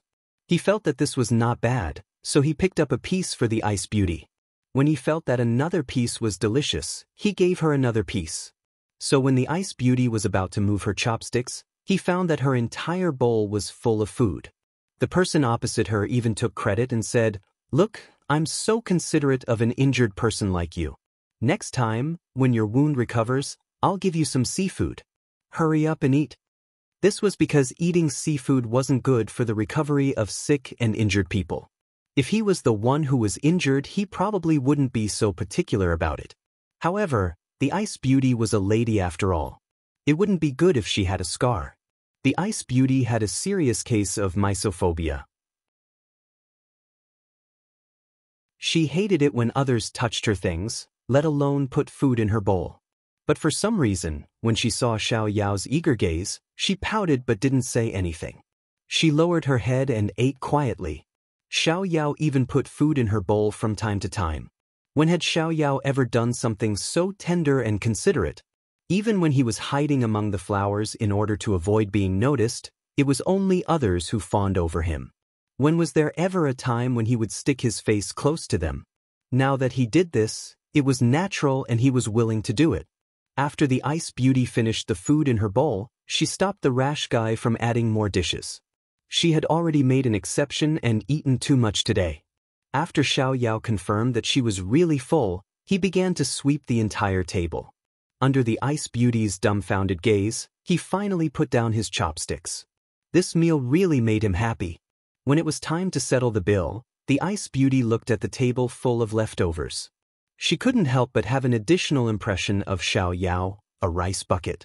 If Xiao Yao knew her evaluation, he would probably cry out that he was wronged. He was just discussing business with his royal brother at noon and couldn't make it for lunch, so they ate dinner together. After eating and drinking their fill, the two rested for a while and walked out of the restaurant. Xiao Yao wasn't very familiar with this area. After all, he met the injured ice beauty as soon as he arrived in this town. These days, he was only concerned with taking care of her and didn't come out for a stroll. However, when he came into contact with the bustle, he became excited. Xiao Yao turned his head to look at her and asked, "Where do you want to go? Or rather, what do you want to buy?" After asking, Xiao Yao realized that the person standing beside him wasn't thinking about him at all. Instead, she was staring at a place for a long time. He couldn't help but curiously follow her gaze. He saw a few young people wearing masks playing around. There was nothing special about it. Just as he was about to say something, the ice beauty retracted her gaze and spoke. "Let's go to the clothing store in front." Xiao Yao nodded when he heard this. She should also add some clothes, so he brought her into a clothing store called Leisurely Clothing Pavilion. If Xiao Yao looked back before leaving, he would find that the place was already empty. As soon as the two of them entered the store, a lady boss came up to them. "Which of the two guests wants to buy clothes?" Xiao Yao pointed to the person beside him. "Take a look for her. Take out all the beautiful and expensive styles." "All right." The lady boss smiled and nodded at the ice beauty. The two of them secretly exchanged glances. Not long after, the lady boss took out nearly 10 sets of clothes for the two of them to choose from. "These are the clothes with the best workmanship in your store?" Xiao Yao glanced at them and asked. The lady boss hurriedly said, "Of course. Seeing that the two of you are extraordinary, I took out the treasures of the store. If you don't believe me, young master, take a look at our quality and then look at our style. You will know what to do." Xiao Yao raised his eyebrows and didn't say anything else. In this kind of place, to be able to take out such clothes, he really couldn't be picky. Thus, he muttered to himself and picked out 4 or 5 sets of clothes from the dazzling array of clothes. Then he let the ice beauty try them on. The ice beauty didn't even look at them and directly went inside to change her clothes. The lady boss immediately carried the clothes and followed in. There was a place to try on clothes inside, so Xiao Yao sat outside and waited. He leisurely crossed his legs and closed his eyes to rest. Inside, when the ice beauty stood in the middle of the room, the lady boss, who was full of smiles, immediately closed the door. There were also 4 or 5 young men and women in the room. If Xiao Yao was present, he would definitely discover that these people were the people who were playing with masks on the street. They faced the ice beauty and knelt down without a word. "This subordinate greets the sect master. We came late to rescue you, please punish us." In order to prevent others from hearing them, they lowered their voices but still carried a solemn and respectful tone. Their voices were powerful and full of self-reproach and guilt. The ice beauty looked at the subordinates kneeling in front of her and was a little dazed. It was as if this period of peace and leisure was just a dream. Her face still had a calm and indifferent expression, but it was a little more dignified. That's right, she was the person in charge of the Yu clan, the sect master of the Serene Moon sect, Gong Sun Shui. Some time ago, she was assassinated and led a wandering life here. Today, she left the manor and came here to re-establish contact with her subordinates.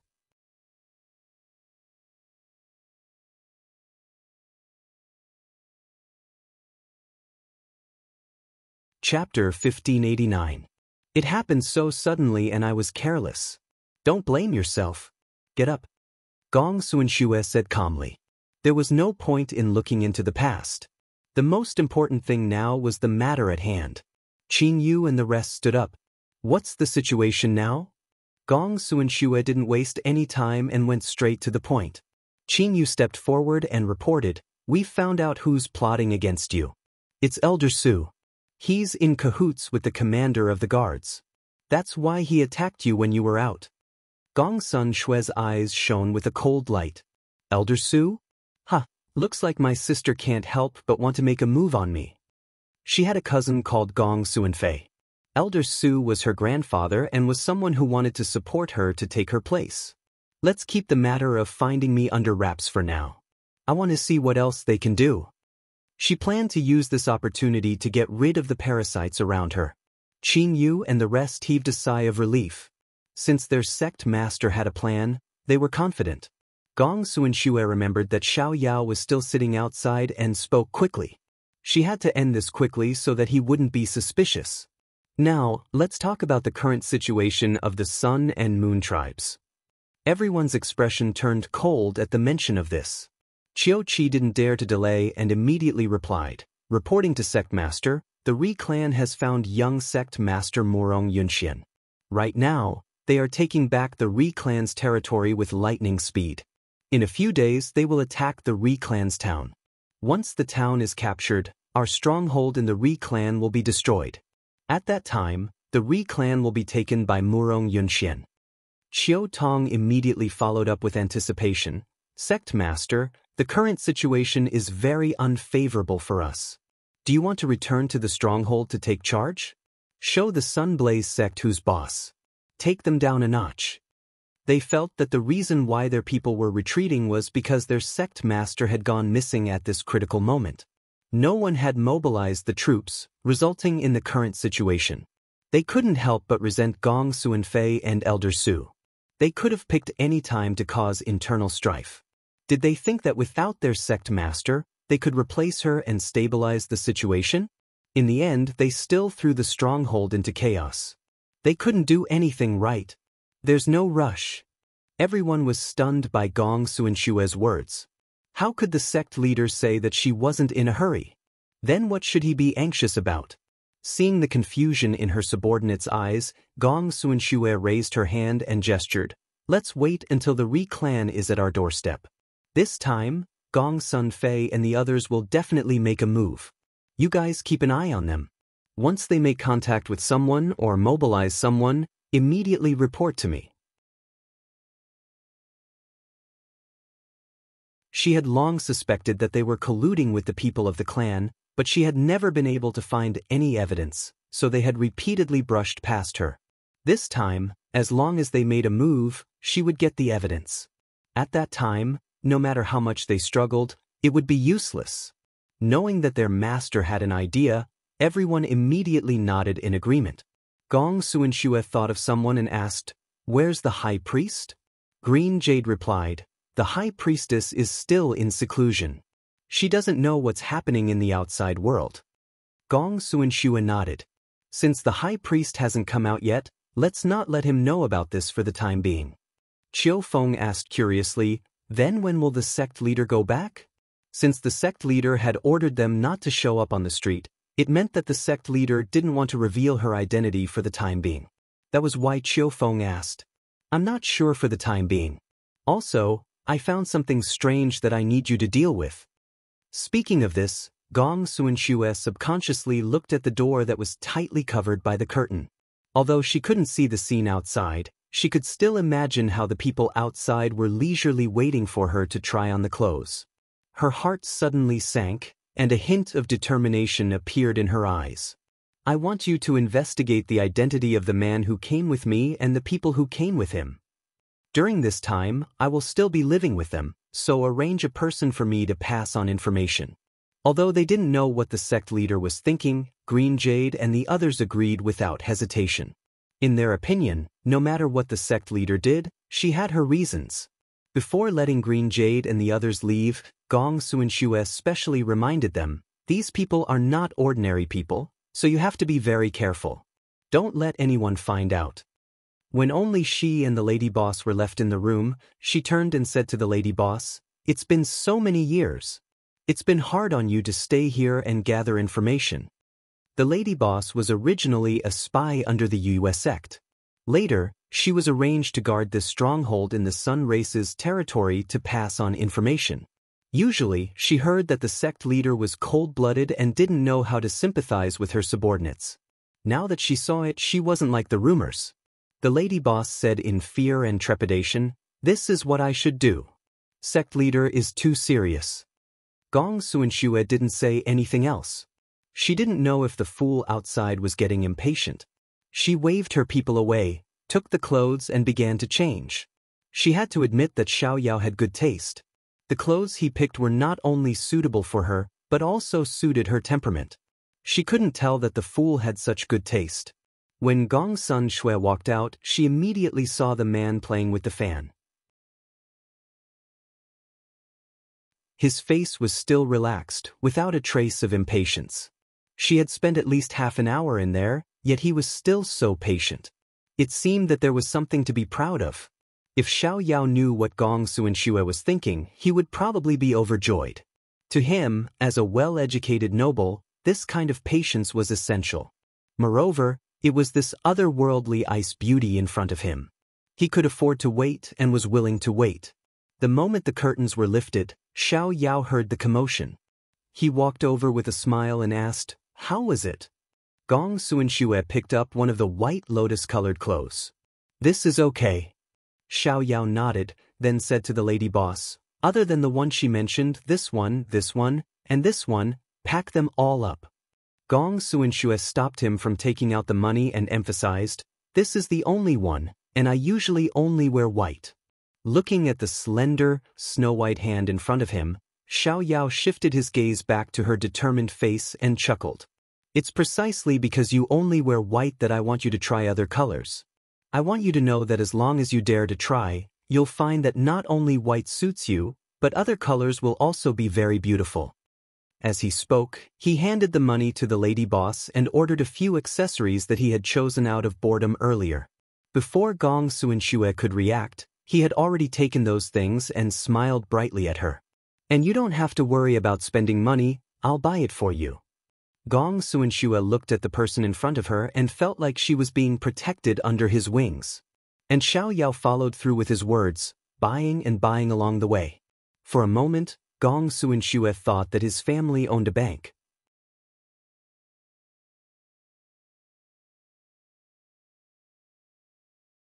Chapter 1590. Along the way, as long as she looked at something for more than 2 glances, Xiao Yao would immediately take out money to buy it. No matter how she explained that she was just curious and didn't have to buy it, he stubbornly insisted. In the end, she could only follow his wishes. It was really difficult to communicate with a stubborn person. Gong Suinxue had never seen a person who liked to spend money so much. However, she forgot that this person who had started buying and spending money like water had never bought anything for himself. He had bought everything for her. She looked at Xiao Yao, who was so big that she couldn't even hug him with 2 hands. However, this guy still wanted to buy something for her. If she hadn't stopped him in the end, she was afraid that he would have bought the entire street. When the vendors saw him, it was as if they had seen gold. Their eyes shone and they couldn't wait to sell their things. Gong Suinxue felt very speechless.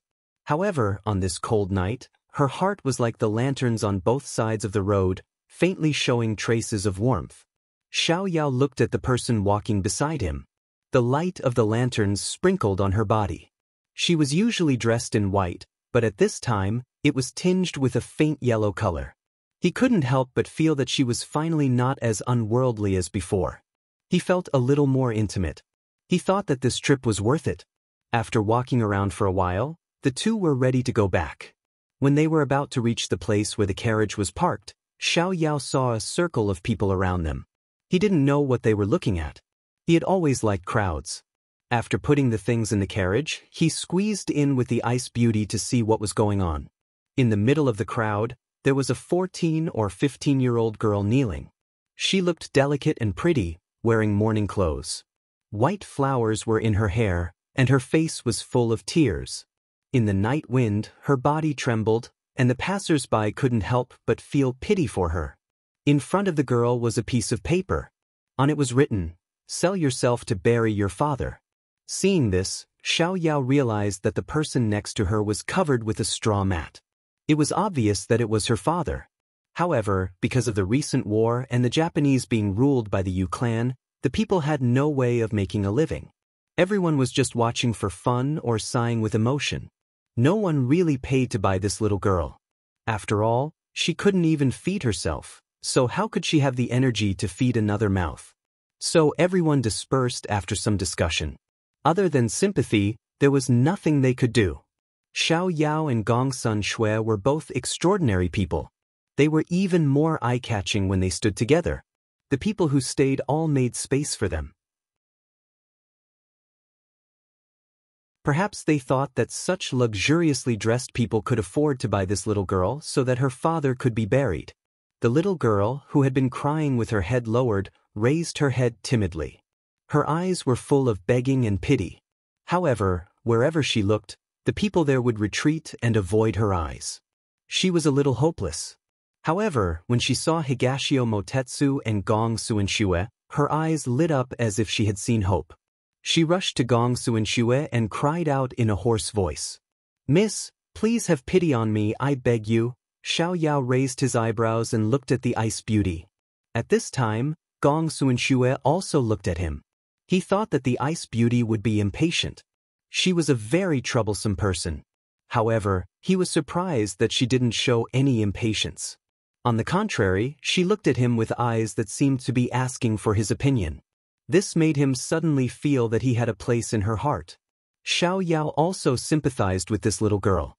However, their trip was a secret and they had plenty of people. There was no need to add more. So, he stood for a while and prepared to pay for the little girl's burial. He took out a money bag and put it in front of the little girl.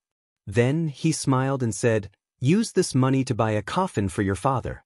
Find a place to bury him. Keep the rest of the money and live a good life." Xiao's action was somewhat unexpected by Gong Suinshue. She didn't expect him to be such a kind person. The little girl didn't pick up the money bag. Instead, she cried and looked at the two of them pleadingly. "This little girl has no relatives, no home. I don't want the rest of the money. Please take me in. I will repay your kindness even if I have to be an ox or a horse for the rest of my life." Xiao was in a difficult position. The little girl saw that Xiao didn't say anything. She cried and said to Gong Suinshue, "Miss, I have great strength. I can do manual labor. Please take me in. If I make things difficult for the two of you, this little girl will accompany my father in death." When these words came out, everyone sucked in a breath. Perhaps it was because she had no relatives in this world and was afraid of being bullied. That was why she was so disgusted with the world.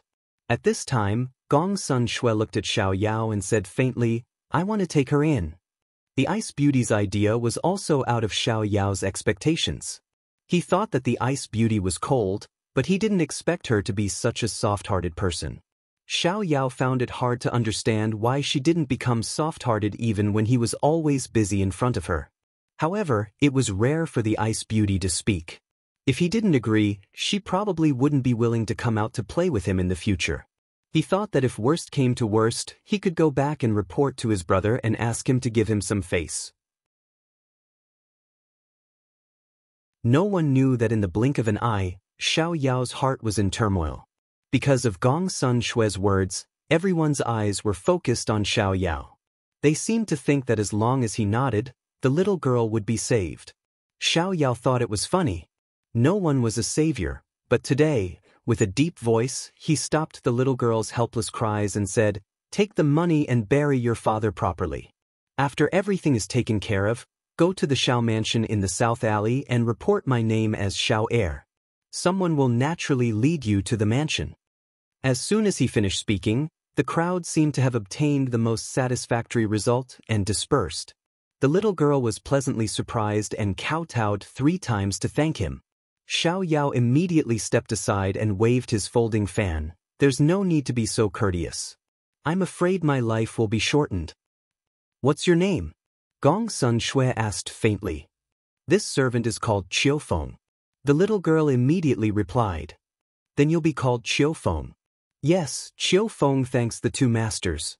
Before leaving, Gong Sunshui and Qiufeng looked at each other secretly and then separated. Before getting on the carriage, Xiao asked, "Why do you want to accept that girl?" Gong Sunshui looked up and met his eyes that were as clear as the sky and asked, "Then why did you agree to accept her?" These words made Xiao touch the back of his head awkwardly. "There's no reason. Since you asked, I couldn't refuse. That would be too ungentlemanly." She was very surprised by this answer. "If I want the stars in the sky, do you want to pluck them?" She didn't expect Xiao to seriously think about it. "I still have to try." Gong Sunshui felt that this person was unreasonable. She stepped on the stool and got on the carriage. The first thing she saw was a carriage full of things that he bought for her today without any explanation. She picked up a doll. The texture was comfortable and very beautiful. Her eyes suddenly became blank.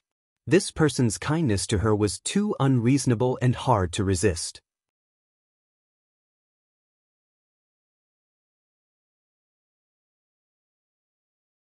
Chapter 1591. Just as he sent the ice beauty back to her courtyard, Xiao saw Hualing waiting at the door. He couldn't help smiling. His royal brother's news was truly fast. He had just bought someone and now he already knew. Hualing led the way in front. He turned around to comfort the second master. Relax, master is just looking for you to talk. It would have been better if he didn't comfort him. Once he comforted him, Xiao felt like there was a trap ahead. Why did he feel so scared? This was because his royal brother normally didn't like to see people. This was because his royal brother felt there was no need to waste time with other people. The time he spent with his wife was decreasing with each passing day, so it was better to be with his wife. It was also a special time right now.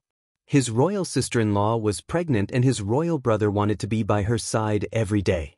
How could he care about other people around him? Therefore, how could he not feel distressed when she came looking for him at such a time when she was so busy and affectionate?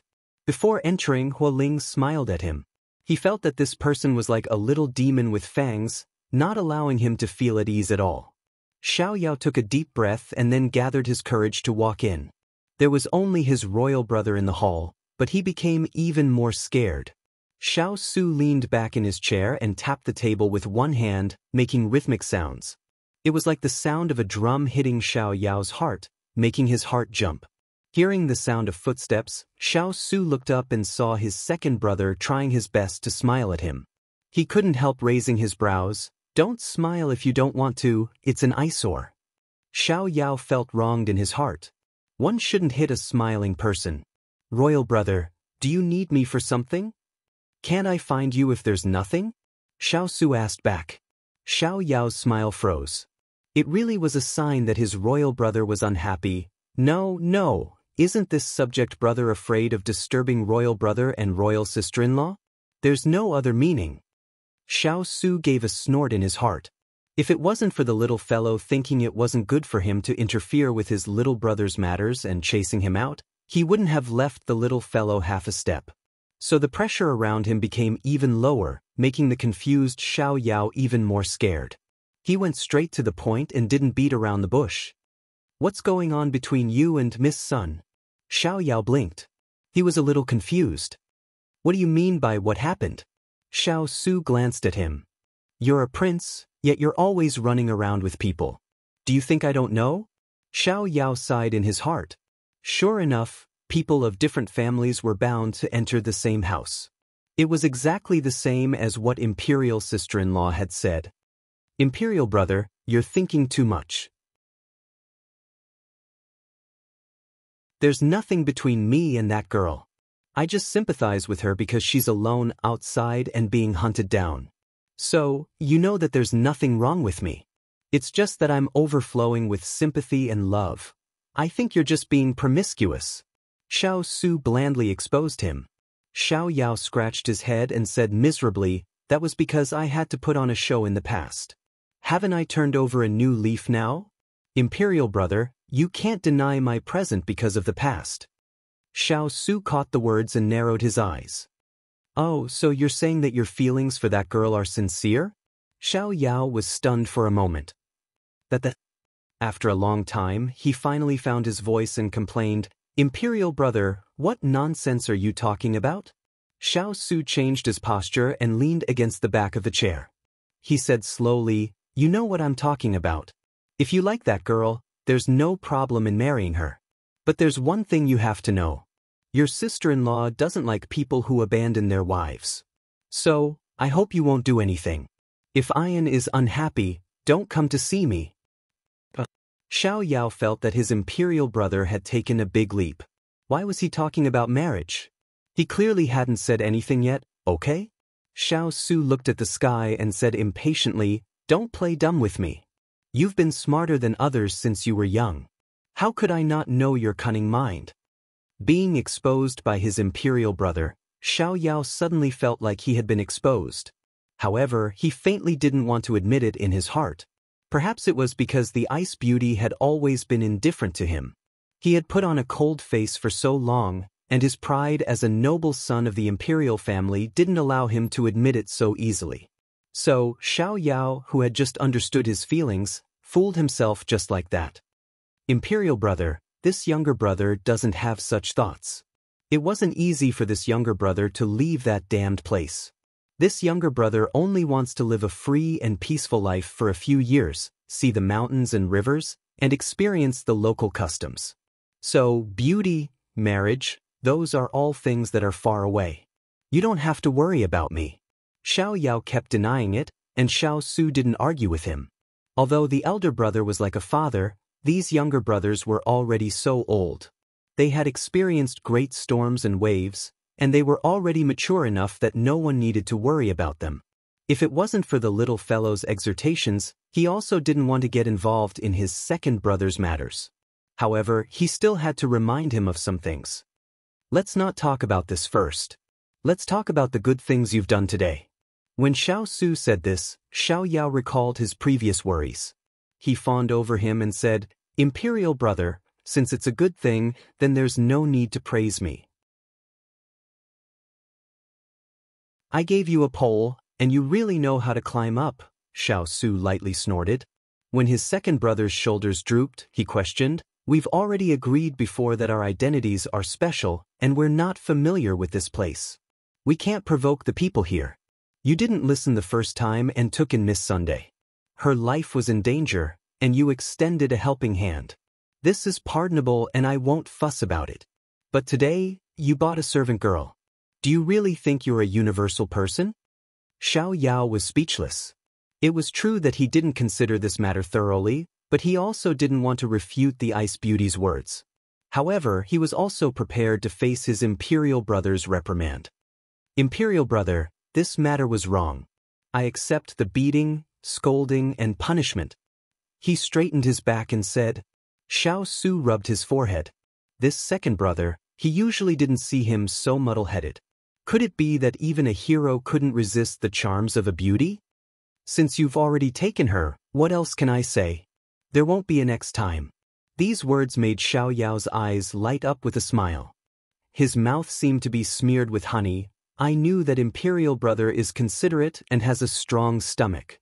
You are always so glib. Don't wait until our son and daughter are old enough to buy soy sauce. You'll still be alone."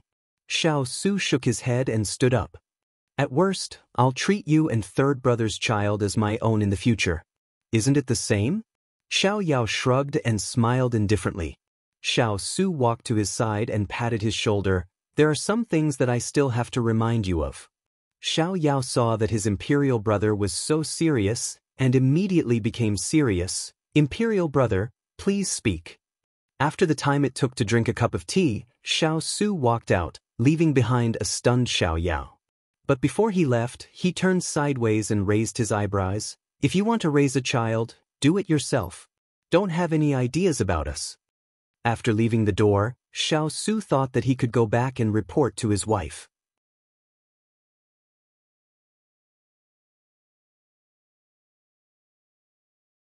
Chapter 1592. Xiao didn't know whether to laugh or cry at his royal brother's words. It could be seen that not only was his royal brother obsessed with his wife, he was also protective of his children. But after his royal brother left, Xiao recalled his royal brother's words and his heart sank.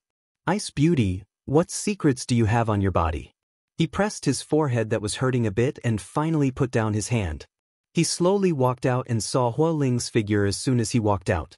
Xiao called out to him, "What did royal brother tell you just now?" Thinking of what master said before, if the second master asked, there was no need to hide it. Hualing came out with a smile on his face. Master told this subordinate to investigate the girl that second master was soft-hearted and took in today. Xiao's lips twitched. It was bad enough that he was taught a lesson by his royal brother, but even the people by his side were teasing him. Where would he put his face? He kicked Hualing. Go, you've become bold, even daring to speak to me." Hualing's body nimbly flashed and he retreated to the bottom of the stairs.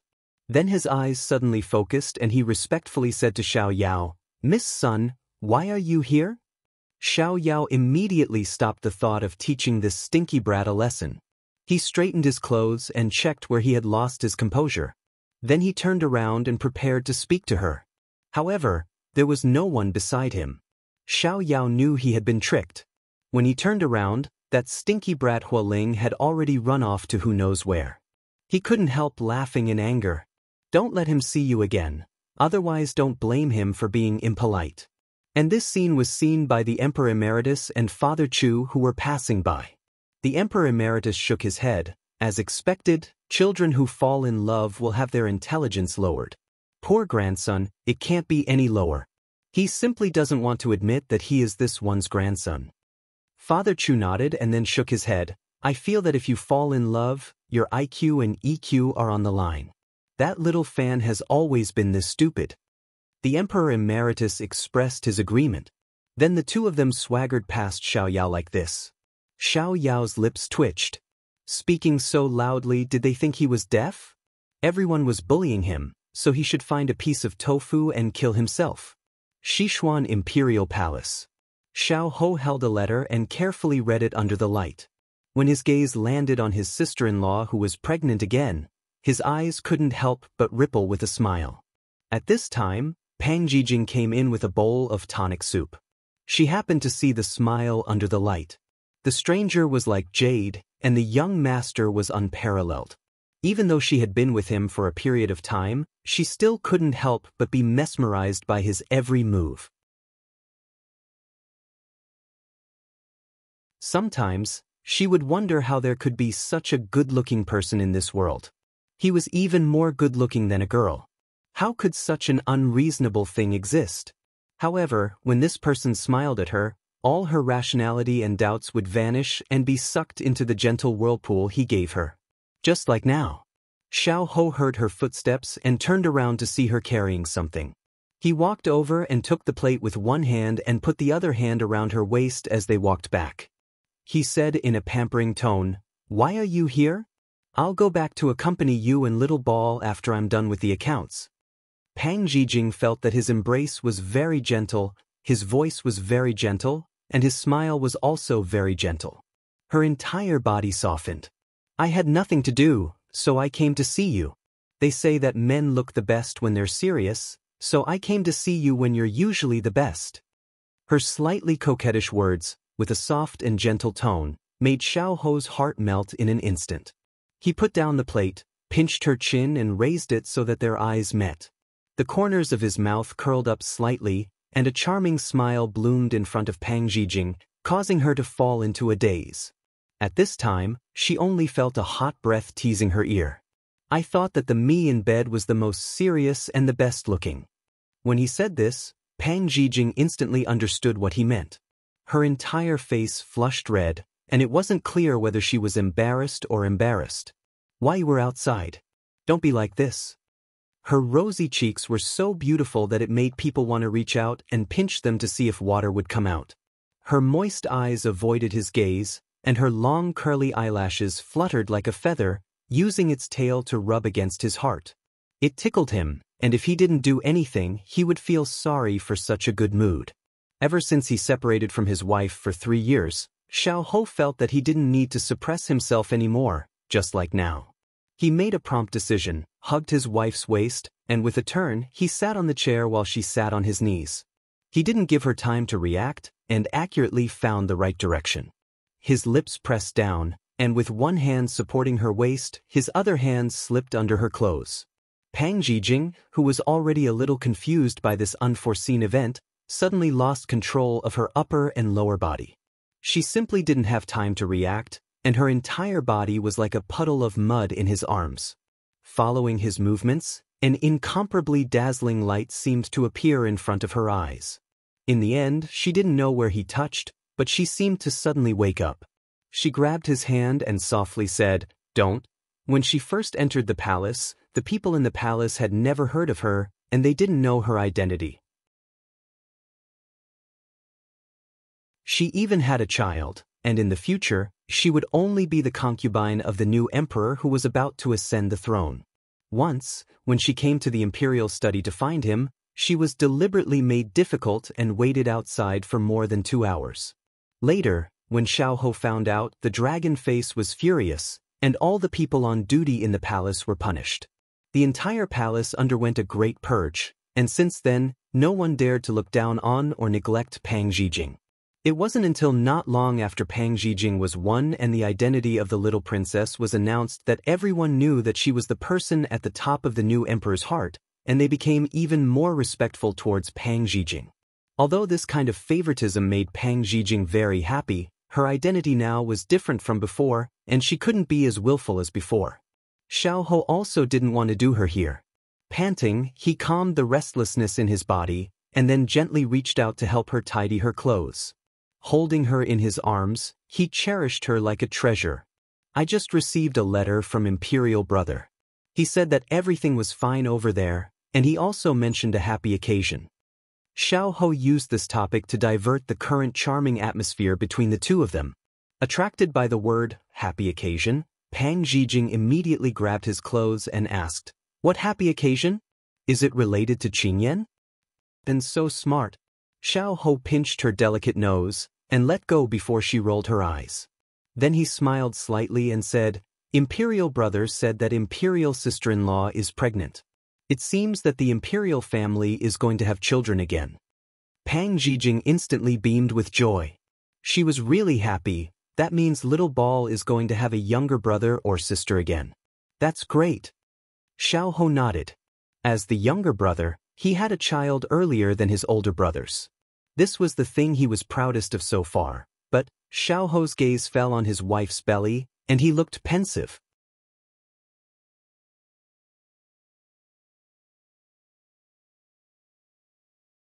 Chapter 1593. After hearing the good news, Pang Zhijing started nagging about what to prepare for Qingyan. When they returned, she also wanted to give Little and Kong a greeting gift. Ever since she returned, she had not met them. After not seeing them for 3 years, she missed them a lot. However, when she was talking non-stop at the side, she suddenly realized that a certain someone's wolf gaze had been fixed on her. This feeling was the same as every night when he made endless demands. Pang Zhijing could not help but shiver and wanted to secretly move away from his legs. However, Xiao tightened his arms when she shivered and asked in a low voice, "What's wrong? Are you wearing too little?" As he said that, he reached out to touch her hand and realized that it was indeed a little cold, so he hugged her even tighter and used his body temperature to warm her up. Pang Zhijing shook her head guiltily. "It's nothing." Seeing that little rascal was once again obediently nestled in his embrace, Xiao couldn't help but reveal a smile as his thoughts returned to the matter from before. Little Ball was born 3 months later than Little Ball, but he has to be an older brother before Little Ball. When do you think Little Ball can be an older sister? Xiao's tone was gentle, but there was a hidden meaning behind it. No matter how slow Pang Zhijing was, she could hear the meaning behind his shameless words. She swallowed her saliva and laughed. "You must have remembered wrongly. Little Ball is already an older sister. Isn't Little Ball her younger brother?" Xiao's smile became even gentler, but in Pang Zhijing's eyes, it was the smile of a wolf grandmother. "Jing, I know you understand what I mean." "I'm so stupid. How can I understand what you mean?" As she spoke, she tried to escape from his arms again. It was too scary. Why did she feel that the shameless man was turning into a wolf again? She had to leave quickly. Speaking of which, why did she take the initiative to deliver the soup today? It was like a sheep in a wolf's mouth. "Where are you going?" "I haven't finished speaking yet." Xiao hugged her waist tightly. No matter what she thought of, she could not escape. Pang Zhijing wanted to cry but had no tears. She was completely out of ideas. "Shameless, what are you trying to do?" Xiao rested his chin on her shoulder and smiled gently. His eyes were filled with anticipation and tenderness. "Little rascal, let's have another child." Hearing this, Pang Zhijing was moved. It was not because of anything else, but because this guy's voice was too bewitching. She nodded subconsciously, but when she came back to her senses, she couldn't help but feel a little troubled. Little Ball is still young. Should we wait a little longer? Xiao caressed her face. His calm eyes were like a warm sea that had been dyed with ink. If a child is too lonely, at least two children will lean on each other and protect each other.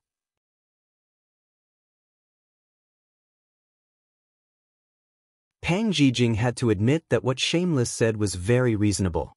Thinking about how Little Ball had been obedient and matured earlier than her peers, she felt a little sorry for her. She hugged Xiaoho's neck and pressed her face on his shoulder. Her eyes gradually became misty. Shameless, in my life, I have never owed anyone anything, but I owe this child too much. When I was pregnant for 10 months, I did not touch her belly or talk to her. When she was born, I was still unconscious and could not comfort her as soon as she was born. Later on, when I woke up and was bedridden, I did not personally feed her breast milk or even hug her. However, she still grew up alone and healthy. She should be at the age where she should be doted on, but she learned to comfort, take care of, be considerate, and be thick-skinned. We are a pair of cheap parents. No matter what happens in the future, we have to prioritize Little Ball. Xiao pressed his forehead against hers. His voice was low and there was a faint sigh. Aren't I the same? The more sensible Little Ball was, the more guilty he felt. The companionship he had missed in the past would become the greatest regret of his life. He could never forget it. He could only use the rest of his life to make up for it bit by bit. Jingjing, Little Ball's name is Xiao Yuhan. Han, the first clear day after the snow, symbolized the darkness of the past and the dawn of the sky. It symbolized beauty and hope. He hoped that the suffering would pass and the misfortune would leave. His daughter would be happy and safe. Pang Jijing smiled. Tears overflowed from her eyes and the corners of her mouth curved up. Okay, Yuhan, don't worry, we will always be by her side. If we are 100 years from now, her younger siblings will still be there to protect her. Xiao hugged the woman he loved the most and gave her a solemn promise as a husband and a father. Pang Jijing nodded heavily. When they returned to their palace, Little Ball immediately threw down the toys in her hands when she saw her parents. She ran over and hugged her mother's leg. Then she raised her head and smiled sweetly at her father. When Little Ball expressed her affection to her mother, she didn't forget to greet her father. The two of them took very good care of each other. However, it was this consideration that made the emperor feel a little sad. Little Rascal was right. At this age where she should be willful and spoiled, Little Ball was so sensible that it made one's heart ache. Xiao bent down and picked up Little Ball. He placed her on his shoulder and eased the dryness in his throat. He smiled and said, "Let's go. Father will take you to see the bird's nest." This bird's nest had been blown down by the wind a few days ago. Little Ball had asked him to put it back on the tree. Pang Jijing stood by the door and looked at her husband who had shed his majesty as the emperor and returned to his gentle self in front of the mother and daughter. She also looked at her daughter who was so excited at her age. Pang Jijing felt her chest fill with warmth and couldn't help but smile. At night, the imperial palace was already silent. The lanterns swayed quietly in the wind. The imperial guards patrolled in an orderly manner. Everything was as usual. Inside the palace, Xiao used his body to carry out his words today. On the wide bed, the mandarin duck brocade quilt moved up and down. Low gasps and tender moans mixed together. The temperature rose steadily. Pang Jijing's hand tightly clasped his arm. She found that he was a little different from usual tonight. She thought that he might have been provoked by her brother's letter. However, if this continued, she wouldn't be able to take it. She couldn't help but raise her head and bite down on his shoulder. Xiao sensed her thoughts and gave a low laugh. His normally gentle face revealed a magnificent color, extremely charming.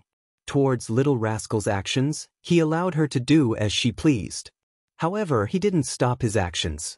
Instead, he used all kinds of methods to grind her down. She couldn't help but loosen her bite. She wanted to push him away, but she couldn't help but become addicted. Pang Jijing despised herself for being so eager, but his methods were really too good. After being together for so long, he had studied everything about her, to the extent that she would throw away her armor the moment he touched her. She didn't want to be unable to get out of bed tomorrow. Xiao Ho raised his head.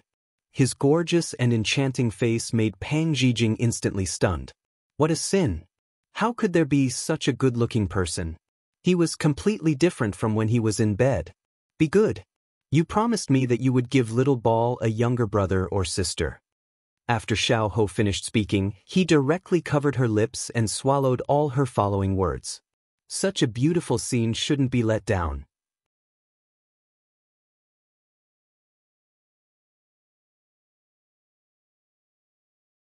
Chapter 1594.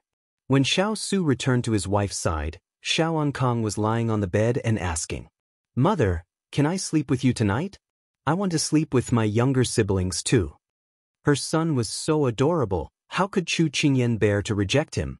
She stroked his soft hair and nodded with a smile. "Okay, I'll get your Aunt Jasper to prepare a small blanket for you later." Xiao Su had just entered the house when he heard this. He said resolutely, "No." Xiao Ankang frowned when he heard this. It was not easy for him to wait until his father was not around before he came over to tell his mother. Yet, his father came over to cause trouble again. He turned his head and glared at the person who was walking over unhurriedly. Why not? Mother has already agreed to it. As soon as Xiao Su stood still, his son's question came over. Even the little guy's gaze was on him. He cleared his throat and said as usual, "You're already 2 years old. Letting you sleep alone is to cultivate your ability to take charge. You have to learn to be independent." Xiao Ankang hugged his 2 short hands together. He was so adorable, but he still tried his best to pretend to be an adult. "Father, you've been saying this since I was 6 months old, 1 year old, and 1.5 years old." Xiao Su said righteously, "Good habits have to be nurtured from a young age." At this moment, Xiao Ankang looked suspiciously at his father in front of him and said disdainfully, "Then why are you still sleeping with mother when father is so much older than me? Why don't you cultivate your independence?" Xiao Su's face darkened when he heard his son's words. Chu Qingyan, who was watching from the side, broke into laughter in a second. She had just laughed twice when she received a cold gaze from the big ice cube. She immediately covered her mouth and made a zipping motion to ensure that she would not expose him. However, she was still laughing in her heart. She secretly gave her son a thumbs up. He was indeed her good son. Xiao Ankang secretly winked at his mother to show off. Xiao Su's face darkened even more. Did he think he was blind to do such a brazen action? As expected of his biological brother, he had the same experience as Xiao Yao. "Father is different from you." Xiao Ankang immediately put his hands on his hips and stomped his feet. "How is it different? You're saying that only you and mother are allowed to sleep together, but Bao Bao is not allowed to sleep with mother." Chu Qingyan leaned against the side of the bed. She was smiling so much that her eyes were almost squinted. Kong Kong was quite good at drawing inferences from one example. Not bad, not bad. She could be taught. However, Xiao Su's heart was like rotten wood that could not be carved. He rubbed his forehead. Since when had he been rendered speechless by his own son? Obviously, if he couldn't convince people with reason, with his son's temperament, there would be no end to it. "Before I met your mother, I've always slept by myself." Hearing this, Xiao Ankang turned to his mother with a conflicted expression. Then wouldn't Bao Bao have to wait until he grows up before he can sleep with mother? Xiao Su shook his finger. Ankang was stunned. Xiao Su then slowly said, "You will have your own wife." In the end, he still couldn't sleep with his mother. Xiao Ankang refused. No, I don't want to listen. I just want to sleep with mother." No matter how smart Ankang was, he was only a 2-year-old child. It was normal for him to want his mother. Xiao Su thought that his son was quite cute when he was young. Why was he so clingy now? At this moment, Xiao Ankang walked to the side of the bed in his shoes and asked his mother loudly, "Mother, do you want father or Bao Bao?" This time, Chu Qingyan had turned from a spectator to an actor on stage. She felt 2 burning gazes land on her, and she couldn't help but swallow her saliva. This was a classic case of a fish in a moat getting caught in the crossfire and getting burned. How was she supposed to choose between a fish and a bear's paw? Xiao Su looked over. "You dare not choose me?" Bao Bao looked over with tears in his eyes. Choose Bao Bao. Chu Qingyan felt that this was a problem of the century. It was comparable to the problem of who would you save first when your wife and mother fell into the water.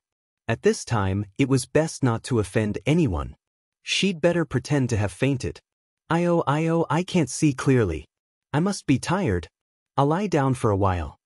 As she spoke, she quickly got under the blanket and blinked innocently at the two of them.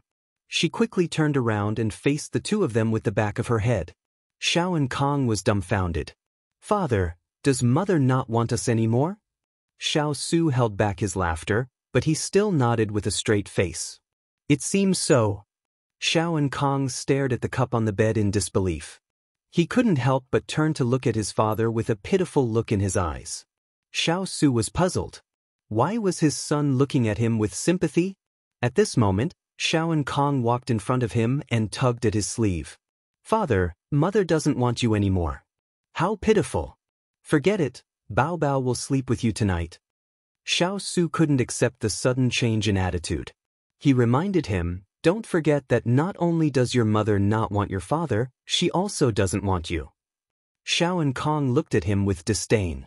Father, don't forget that when Bao Bao grows up, Bao Bao will still have a wife, but you won't have one because your wife doesn't want you now. There was nothing wrong with that logic. Chu Qingyan was laughing so hard under the blanket that she almost couldn't breathe. Who said that the older the ginger, the spicier it is? It should be that the younger generation pushes the older generation forward, and the older generation dies on the beach. Xiao Su's face darkened.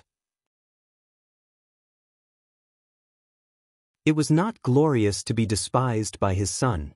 Although he knew that the little fellow did this because he didn't want to offend either side, his son's words still made him feel a little defeated. On the surface, he was indeed dumped by his wife, but his son still knew how to comfort him at this time. It was a kind of gratification. He held his son's little hand and looked at the little bundle on the bed that was shaking nonstop. He suddenly laughed softly. Okay, sleep with father tonight. Xiao and Kong immediately cheered, his little legs jumping happily. Before he left, he didn't forget to bid farewell to his mother on the bed. Bao Bao and father are leaving. Mother, have a good rest. One big and one small walked out of the door. Father, Bao Bao wants to listen to the story of the battle at Night Gate tonight. Father, can Bao Bao eat a bowl of glutinous rice balls before sleeping tonight? Father, Bao Bao wants to watch the stars tonight. Will you accompany me? Father. Bao Bao realized that sleeping with you is also very good. When there was no sound in the room, Chu Qingyan sat up with the blanket in her arms. Looking at the empty space in front of her, there was no one. Only then did she tragically realize that in the end, the one who was abandoned was actually herself. What happened to being in high demand and being the darling that the two of them were fighting for? How did it become disdain for his wife and mother? Chu Qingyan bit the blanket and whimpered, don't even think about getting on my bed in the future. Two heartless people. You're tuning in to the Passion Pages YouTube channel. We're so grateful for your support, and don't forget to subscribe to join us on this incredible journey through captivating stories. Your generosity through donations truly makes a world of difference, as it's the primary source of revenue that allows me to expand and enhance this channel for you. Thank you from the bottom of my heart for being a part of this adventure.